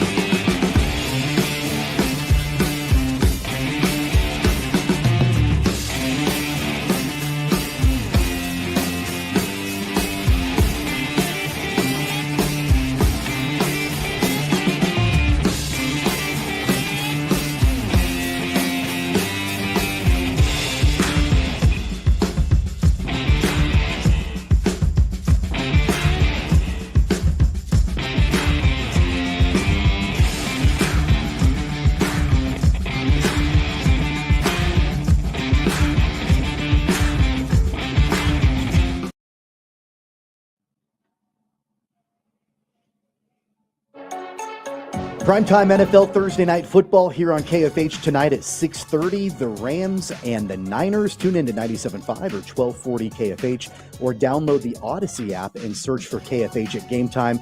In just a few minutes in this segment, we'll dive into Thursday Night Football, talk a little bit about the Rams and Niners divisional matchup tonight. But TJ, before we get to that, some news just comes down from KWCH about Jay Miller, Wichita Wind Surge, team president for the Wind Surge, announcing his retirement after more than 40 years in professional baseball. When people think about Wichita Wind Surge baseball, there are two names that come to mind, Lou Schweckheimer and Jay Miller. And of course, Schweckheimer passed away before the team even was able to play a game here in Wichita. But then Jay Miller comes back to the team in 2023, helps lead them as team president and announces his retirement today. Yeah, obviously the Wind Surge haven't been here. I think this is the upcoming in the 4th season or Correct. something like that. Yes. What Jay did, obviously he wasn't here for the first couple, helped bring him here, didn't get that first COVID season, and then kind of took back over last year. And, they saw some attendance numbers that they hadn't seen before. They did a lot of promotions, they did a lot of stuff. And, he was behind most of that because being a minor league veteran, you know what it takes to fill a minor league ballpark, and you have to get creative sometimes because it's not the big ticket that the major leagues are. And so it was great to see some success coming to that ballpark because I, for one, just love minor league baseball. Yeah. And if you put butts in seats, you're going to keep them here longer. So I was actually a partial season ticket holder when the Wind Surge first came to town before I came on the show and, hosted it and everything. And of course, the season was canceled due to COVID. And so they pushed the tickets back to the next season. And I love minor league baseball just like you do. Grew up with the Wranglers here in town. It's been a trip to sit in Riverfront Stadium and look at the skyline. And I always think about Lawrence Dumont. Of course, it's a brand new, beautiful facility in the same location, which is awesome. I've got a quick Jay Miller story. So when he came back to the team in 2023, Jacob and I had him on the program, and he had just come back, had just started. And, I think that a lot of folks recognize that there was a stretch of time with the Wind Surge where things were not going particularly well. There was some negative publicity about the team, just some things that they needed to overcome, right? Jay Miller comes back. He comes on this program with us, and I'll never forget, he gave out his cell phone number on the air in the interview with us. Basically, like, if anybody wants to talk about anything with the Wind Surge, here's my cell phone number. And I remember internally thinking, like, man, I'm on the show every day and I've never given out my cell phone number. But that just goes to show, like, the kind of guy that he is and how dedicated he was to that pursuit of having quality family entertainment here in Wichita. Yeah. You hope that whoever's going to come in for that role next, obviously the way that the economy is and everything's more expensive, and it's hard to go to baseball games. And so, you got to be creative with the way that you do it. You got to be able to make it a family-friendly thing, because nobody's really, jonesing to go watch AA baseball on a Tuesday night unless you're real sickos like we are, because we always are doing that. So you got to make it interesting for people to come to, but you can do it. There's a lot of cities that are smaller than Wichita that can do it. Wichita can do it. They've got a great front office staff that Jay Miller has built in, and their general manager, Matt Hamilton, a friend of the show, does a great job as well. So the future is bright for the Wind Surge, and it's going to be next season a year of transition anyway, as Ramon Barrega goes to the Minnesota Twins major league squad as the first base coach. And so there's going to be some changes with the Wind Surge. And this is another one with Jay Miller, team president, retiring after more than 40 years in professional baseball. If you want to find out more about that, I know eventually we will have it on the KFH website, but for right now, you can go to kwch.com, and that's the top story there on the website to be able to find that information. Let's get into Thursday Night Football, TJ. We talked to PJ Glasser in our first hour about the betting angles in this game. It's wild to me that, of course, the Niners have just had, sort of a kind of a dark, gloomy cloud over them this season with all the injuries and McCaffrey and that situation. And then you've got the Deebo Samuel stuff from earlier this week. Then you've got the Rams on the other side that all they do is just go beat the Buffalo Bills and able to take them down a week ago. Knowing that this is a divisional matchup and basically the division is still up for grabs, this is a fascinating game tonight. I feel like the NFC is just a wild ride. I don't know if that's just because I watch mainly the AFC because of the Chiefs and everything like that, but it feels like every time you look at the NFC, nobody's really good and nobody's really that bad, except the Lions, obviously. This is a really interesting game. I know PJ said that a lot of people are going to look at the Rams that just beat the Bills at +3, and they're going to think, man, that's free money for the Rams in this one. And I guess I'm one of the suckers, because right before the break started, I was like, oh, man, I'm probably going to take the Rams. That's a pretty good bet. So a really interesting one. Obviously, not a lot goes right for the 49ers this year. It seems like they're littered with injuries. They don't have the guy that makes them go, and Christian McCaffrey again. So another running back in there. It's really interesting, and you'd have to think that the team that just beat the Buffalo Bills has something going right their way, but he does make a good point whenever it's McVay versus Shanahan. I think one thing that definitely helps the Niners coming into this game, they were, I think, at least in some capacity, able to sort of wash the bad taste of the last few weeks out of their mouth by just beating up on the Bears a week ago. I think that certainly helps their momentum coming into this game. But I'm not sure, I don't know who it's going to impact more. Is it the thrashing of the Bears that will help the 49ers more? Or is it the fact that the Rams are coming off of beating a team like the Bills and then they follow it up with the Niners tonight? Yeah, there's always, two ways that you can react after a big win. And it feels like, especially Kansas City Chiefs fans know how both of them go. You obviously put all your resources into whatever, beating the Buffalo Bills, and then you kind of let up and you still got a team that has 7 losses that could catch you the very next week. So that's the way the NFL goes. And, you really can't hardly predict anything in the NFL except for the Chiefs winning weird games, I guess. But yeah, who knows what's going to happen out there? You'll bet the over and the under is going to hit everything. Right. Nothing makes sense anymore. I got to tell you, watching the Rams beat the Bills a week ago, that was by far the best performance of the year from Matthew Stafford. And it was the best performance offensively in general for the Rams this season. I had been wondering, will we ever see Matthew Stafford do what he's done in the last couple of seasons?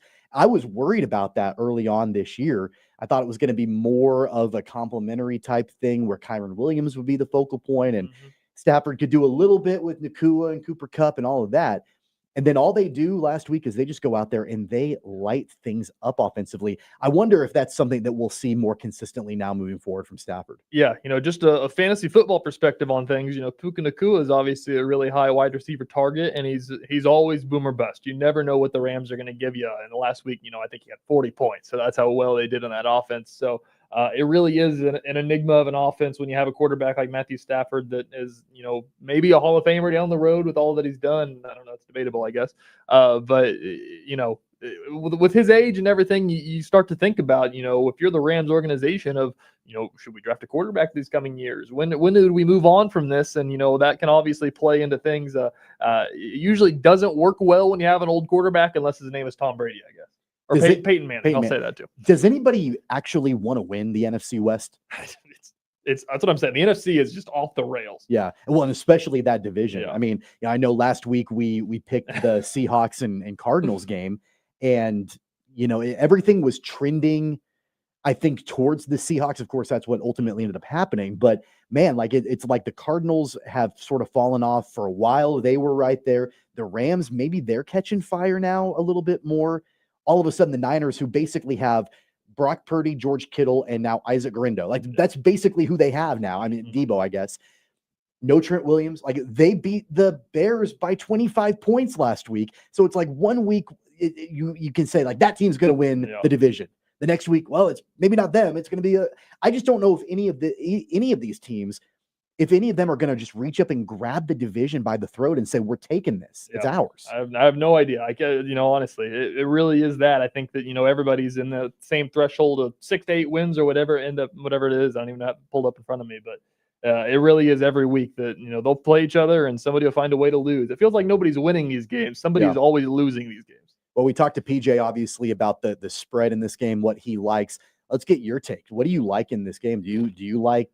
I like the Rams. Okay. I like the Rams because, I don't know how you're going to fade a team that just, put up 50 points on the Buffalo Bills, who everybody talks about their defense and everything like that. And everybody talks badly about the San Francisco 49ers. So, obviously it's the NFL and weird things happen every single time. And typically, I guess I'm wrong as well. I should preface with that. But if we're going off of common sense knowledge of just watching what happened last week and riding the hot hand, you'd have to think the Rams will do it, right? Yeah, I mean, I would think that after they beat the Bills, but then, man, you can't ignore the offensive output from the Niners, from a banged-up Niners team that, I mean, of course, Isaac Guerrero had a great game before he left. I wonder, and I've been thinking about this a lot, and I know I asked PJ about this in hour number 1, about will this be an opportunity for Debo? Will Kyle Shanahan, and Shanahan said in an interview earlier this week that the comments that Debo made, it's water under the bridge about how he's not getting the ball. He's not, involved in the offense the way that he wants to be, all of that. Shanahan said it's water under the bridge. It makes me wonder, are they going to try to get him going in this game? Because clearly he's now being more public with his unhappiness with the way he's being featured in the offense. Yeah, that's a really good point. I could definitely see something like that because, in the NFL, you're paying a dude the amount of money that you're paying a dude. He makes some comments like that. I mean, you have no choice but to, make him happy. You don't want to waste all this money and him not want to play and everything like that, because that's just, Players have all the power in the NFL, and honestly, in every single sport, the players have all the power. So I think that they have to lean into that. If you got one of your star receivers complaining about not getting the ball, and then if you don't do it, he's going to leave. He's going to demand the trade. He's not going to re-sign whenever that time comes. So players have the power. I can definitely see the squeaky wheel gets the grease. I can't imagine that this is going to be a game that, at least on TV, that we're going to hear Al Michaels complain about. It's going to be a great game. It's a divisional matchup late in the season. It's everything that you could want in a primetime matchup. And of course, you can listen to it right here on KFH tonight, beginning at 6:30, the Rams and the Niners. You can listen to it again on KFH or download the free Odyssey app and search for KFH at Game Time. We're going to step aside. On the other side of the break, I want to go back to K-State. Of course, we got a lot of comments there from Tim Fitzgerald. Specifically, let's talk K-State basketball. A couple days until they take on Drake. It's interesting, sort of the way that Fitz is characterizing this team. We'll react to that. Talk a little bit more about the Wildcats on the other side of the break. On our way out, let's do another giveaway. PBR coming to Wichita. The PBR Unleash the Beast Tour this Friday night in Trust Bank Arena. You've got a chance to win a pair of tickets to the Professional Bull Rider. It's going to be a lot of fun Friday night here in Wichita. Text the keyword BEAST. That's BEAST to the short code 20357. Professional bull riding action here in Wichita on Friday night. Again, the keyword is BEAST. Text that word right now to 20357. More Wildcat talk on the other side. Sports Daily, Tommy Castor, TJ Cleveland, and for Jacob Albrecht. We'll be right back.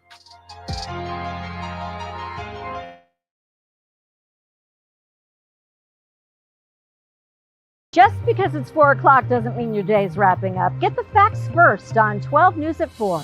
It doesn't matter where you are. In the office, on the road, or on your couch, 12 News is everywhere. Bringing you the story as it happens, catching you up on everything you need to know, and giving you your first look at the next 10 days from Storm Team 12. Watch weekdays on KWCH and KSPW. 12 News at 4. Facts first. Hey, Wichita, Jim Rome here, celebrating over 25 years as the #1 midday sports talk show on Wichita Radio. Find out why. Tune into The Jungle, weekdays 11 until 2 on 97.5 and 1240 KFH. Sometimes people tell us, I don't get it, it's just tea. But let me tell you, we are so much more than just tea. With 20-plus flavors of sweet and unsweet iced tea, the possibilities are endless. Come on in and try them all for free to find your favorite, or get us on the go for your busy lifestyle. And don't miss happy hour every day. So the next time someone tells you it's just tea, tell them to come by and find out why we say, drink tea, be happy. Clouds are not just the canvas of our imagination. They tell a story. Clouds affect the events of your day. Sometimes they growl, sometimes they inspire, but they're always the messengers of nature's mood written in the sky. Storm Team 12 understands the language of clouds. We're dedicated to decoding their message so you know what to expect. Behind every cloud, there is a story waiting to be told. Trust Ross Jansen and Storm Team 12, alerting you first to the impact on your life. When you need help, remember, you're not alone. We are here. We are neighbors. We are together.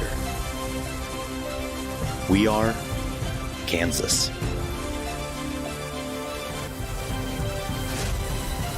We are 12 News.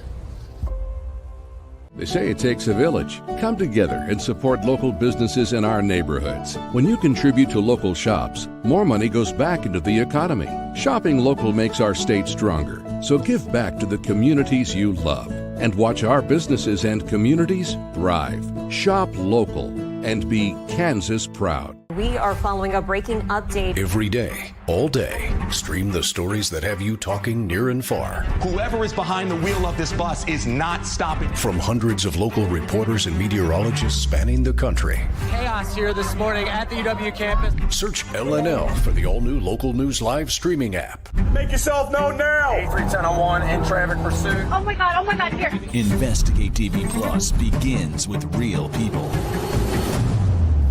We investigate stories that impact you and inspire change every day. Something is broken. Real problems. Why are they hiding it? And real solutions. My daughter was dying in front of me. What was your reaction when he said that? Investigate TV Plus, weekdays at 3:30 p.m. on KWCH. Sometimes people tell us, I don't get it, it's just tea. But let me tell you, we are so much more than just tea. With 20 plus flavors of sweet and unsweet iced tea, the possibilities are endless. Come on in and try them all for free to find your favorite or get us on the go for your busy lifestyle. And don't miss happy hour every day. So the next time someone tells you it's just tea, tell them to come by and find out why we say drink tea, be happy. Mornings are busy. We're here to make your mornings better. We report the stories that affect you. 3 more hospital lies from contaminated apple juice just a day after the FDA issue a recall. We're here to make your mornings better. Closing east and westbound lanes of K96 for repairs. With 12 News, you're prepared for your whole day. Scattered thunderstorms across the state into the afternoon. Stay a step ahead with 12 News this morning on KWCH and KSCW.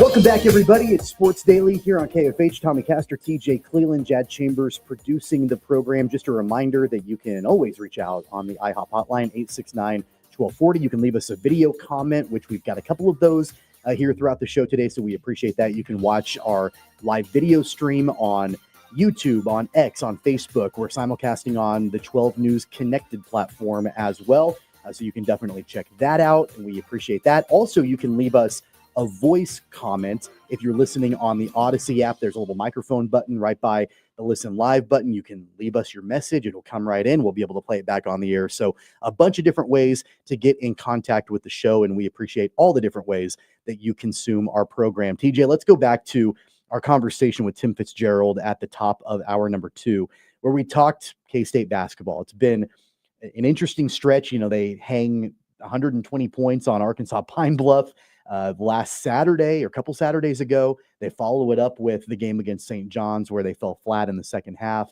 It's kind of a Jekyll and Hyde team.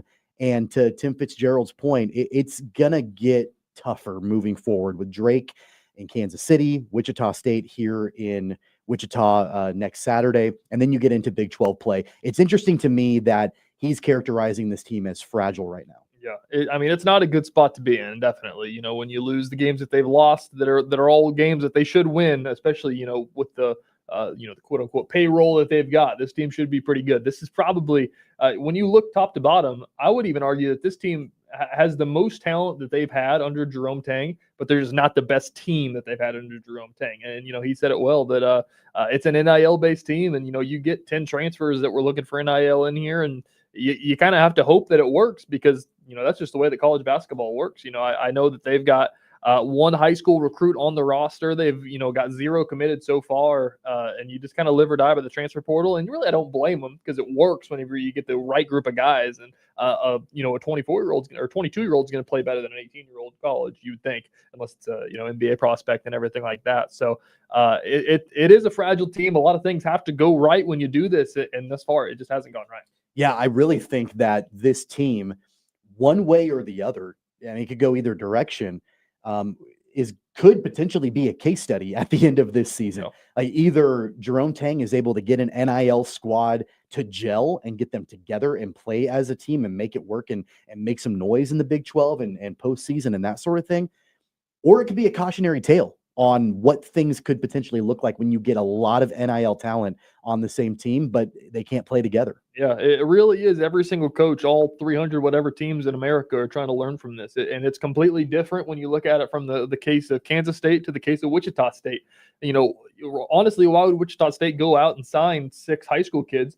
Because they're going to get better and they might transfer out. And K-State, that kind of happened. They had Day-Day Ames come in, got better, and he transferred out.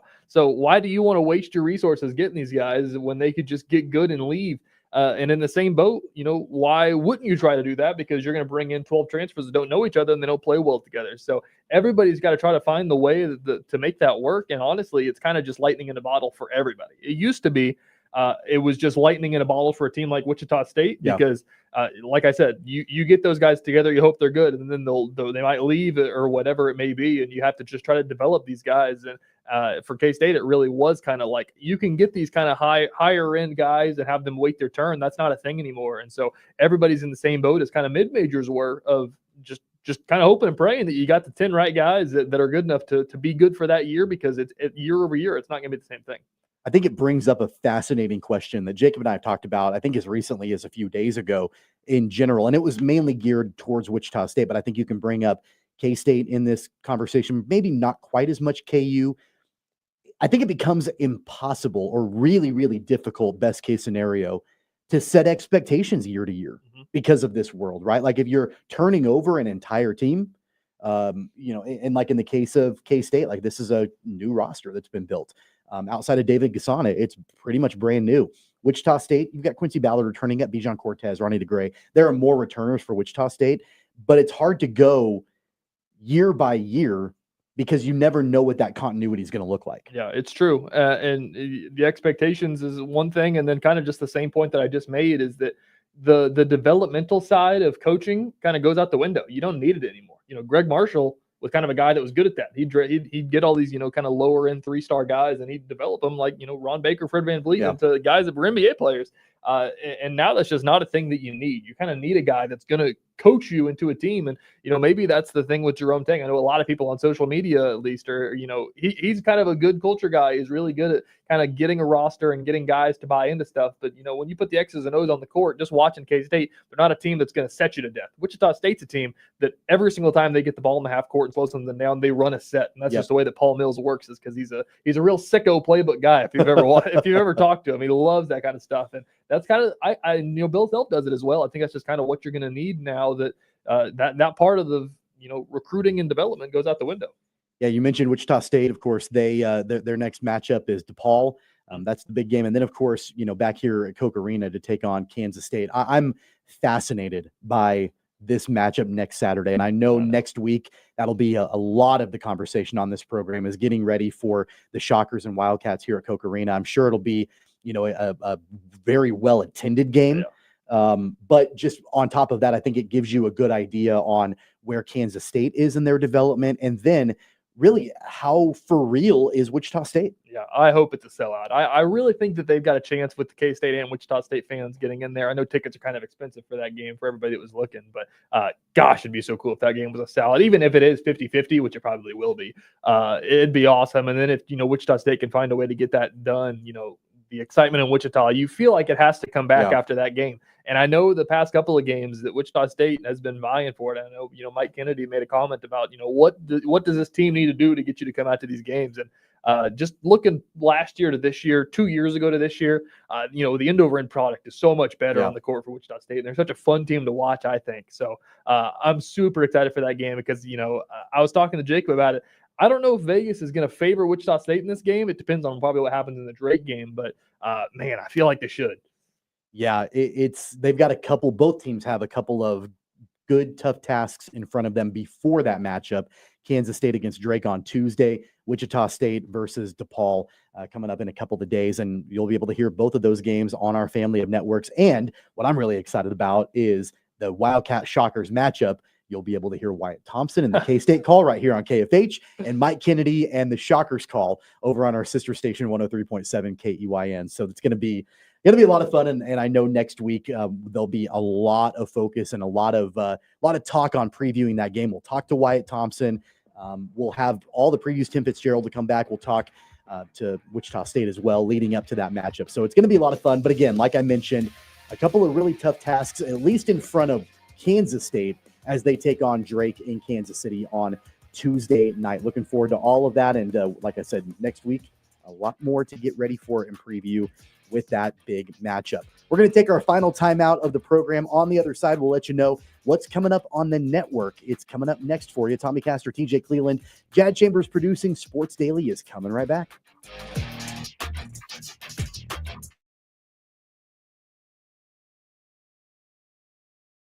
Just because it's 4 o'clock doesn't mean your day's wrapping up. Get the facts first on 12 News at 4. It doesn't matter where you are. In the office, on the road, or on your couch, 12 News is everywhere, bringing you the story as it happens, catching you up on everything you need to know, and giving you your first look at the next 10 days from Storm Team 12. Watch weekdays on KWCH and KSPW. 12 News at 4. Facts first. Hey, Wichita, Jim Rome here, celebrating over 25 years as the #1 midday sports talk show on Wichita Radio. Find out why. Tune into The Jungle, weekdays 11 until 2 on 97.5 and 1240 KFH. Sometimes people tell us, I don't get it, it's just tea. But let me tell you, we are so much more than just tea. With 20 plus flavors of sweet and unsweet iced tea, the possibilities are endless. Come on in and try them all for free to find your favorite or get us on the go for your busy lifestyle. And don't miss happy hour every day. So the next time someone tells you it's just tea, tell them to come by and find out why we say, drink tea, be happy. Clouds are not just the canvas of our imagination. They tell a story. Clouds affect the events of your day.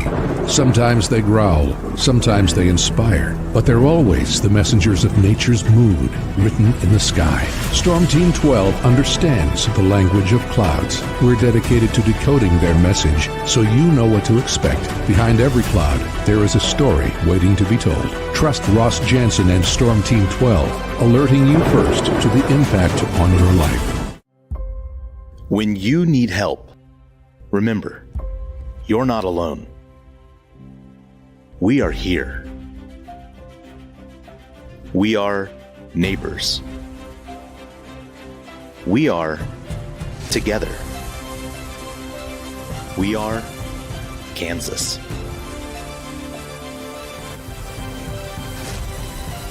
We are 12 News.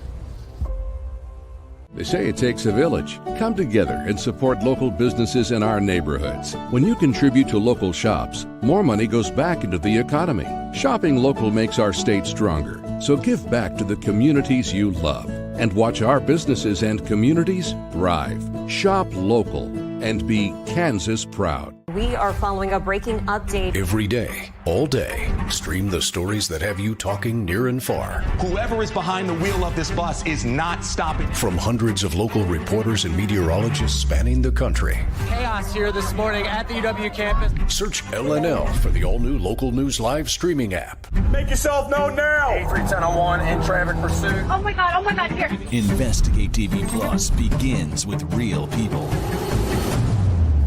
We investigate stories that impact you. And inspire change every day. Something is broken. Real problems. Why are they hiding it? And real solutions. My daughter was dying in front of me. What was your reaction when he said that? Investigate TV Plus, weekdays at 3:30 p.m. on KWCH. Sometimes people tell us, I don't get it, it's just tea. But let me tell you, we are so much more than just tea. With 20 plus flavors of sweet and unsweet iced tea, the possibilities are endless. Come on in and try them all for free to find your favorite or get us on the go for your busy lifestyle. And don't miss happy hour every day. So the next time someone tells you it's just tea, tell them to come by and find out why we say, drink tea, be happy. Mornings are busy. We're here to make your mornings better. We report the stories that affect you. 3 more hospital lies from contaminated apple juice just a day after the FDA issue a recall. We're here to make your mornings better. Closing east and westbound lanes of K96 for repairs. With 12 News, you're prepared for your whole day. Scatter thunderstorms across the state into the afternoon. Stay a step ahead with 12 News this morning on KWCH and KSCW.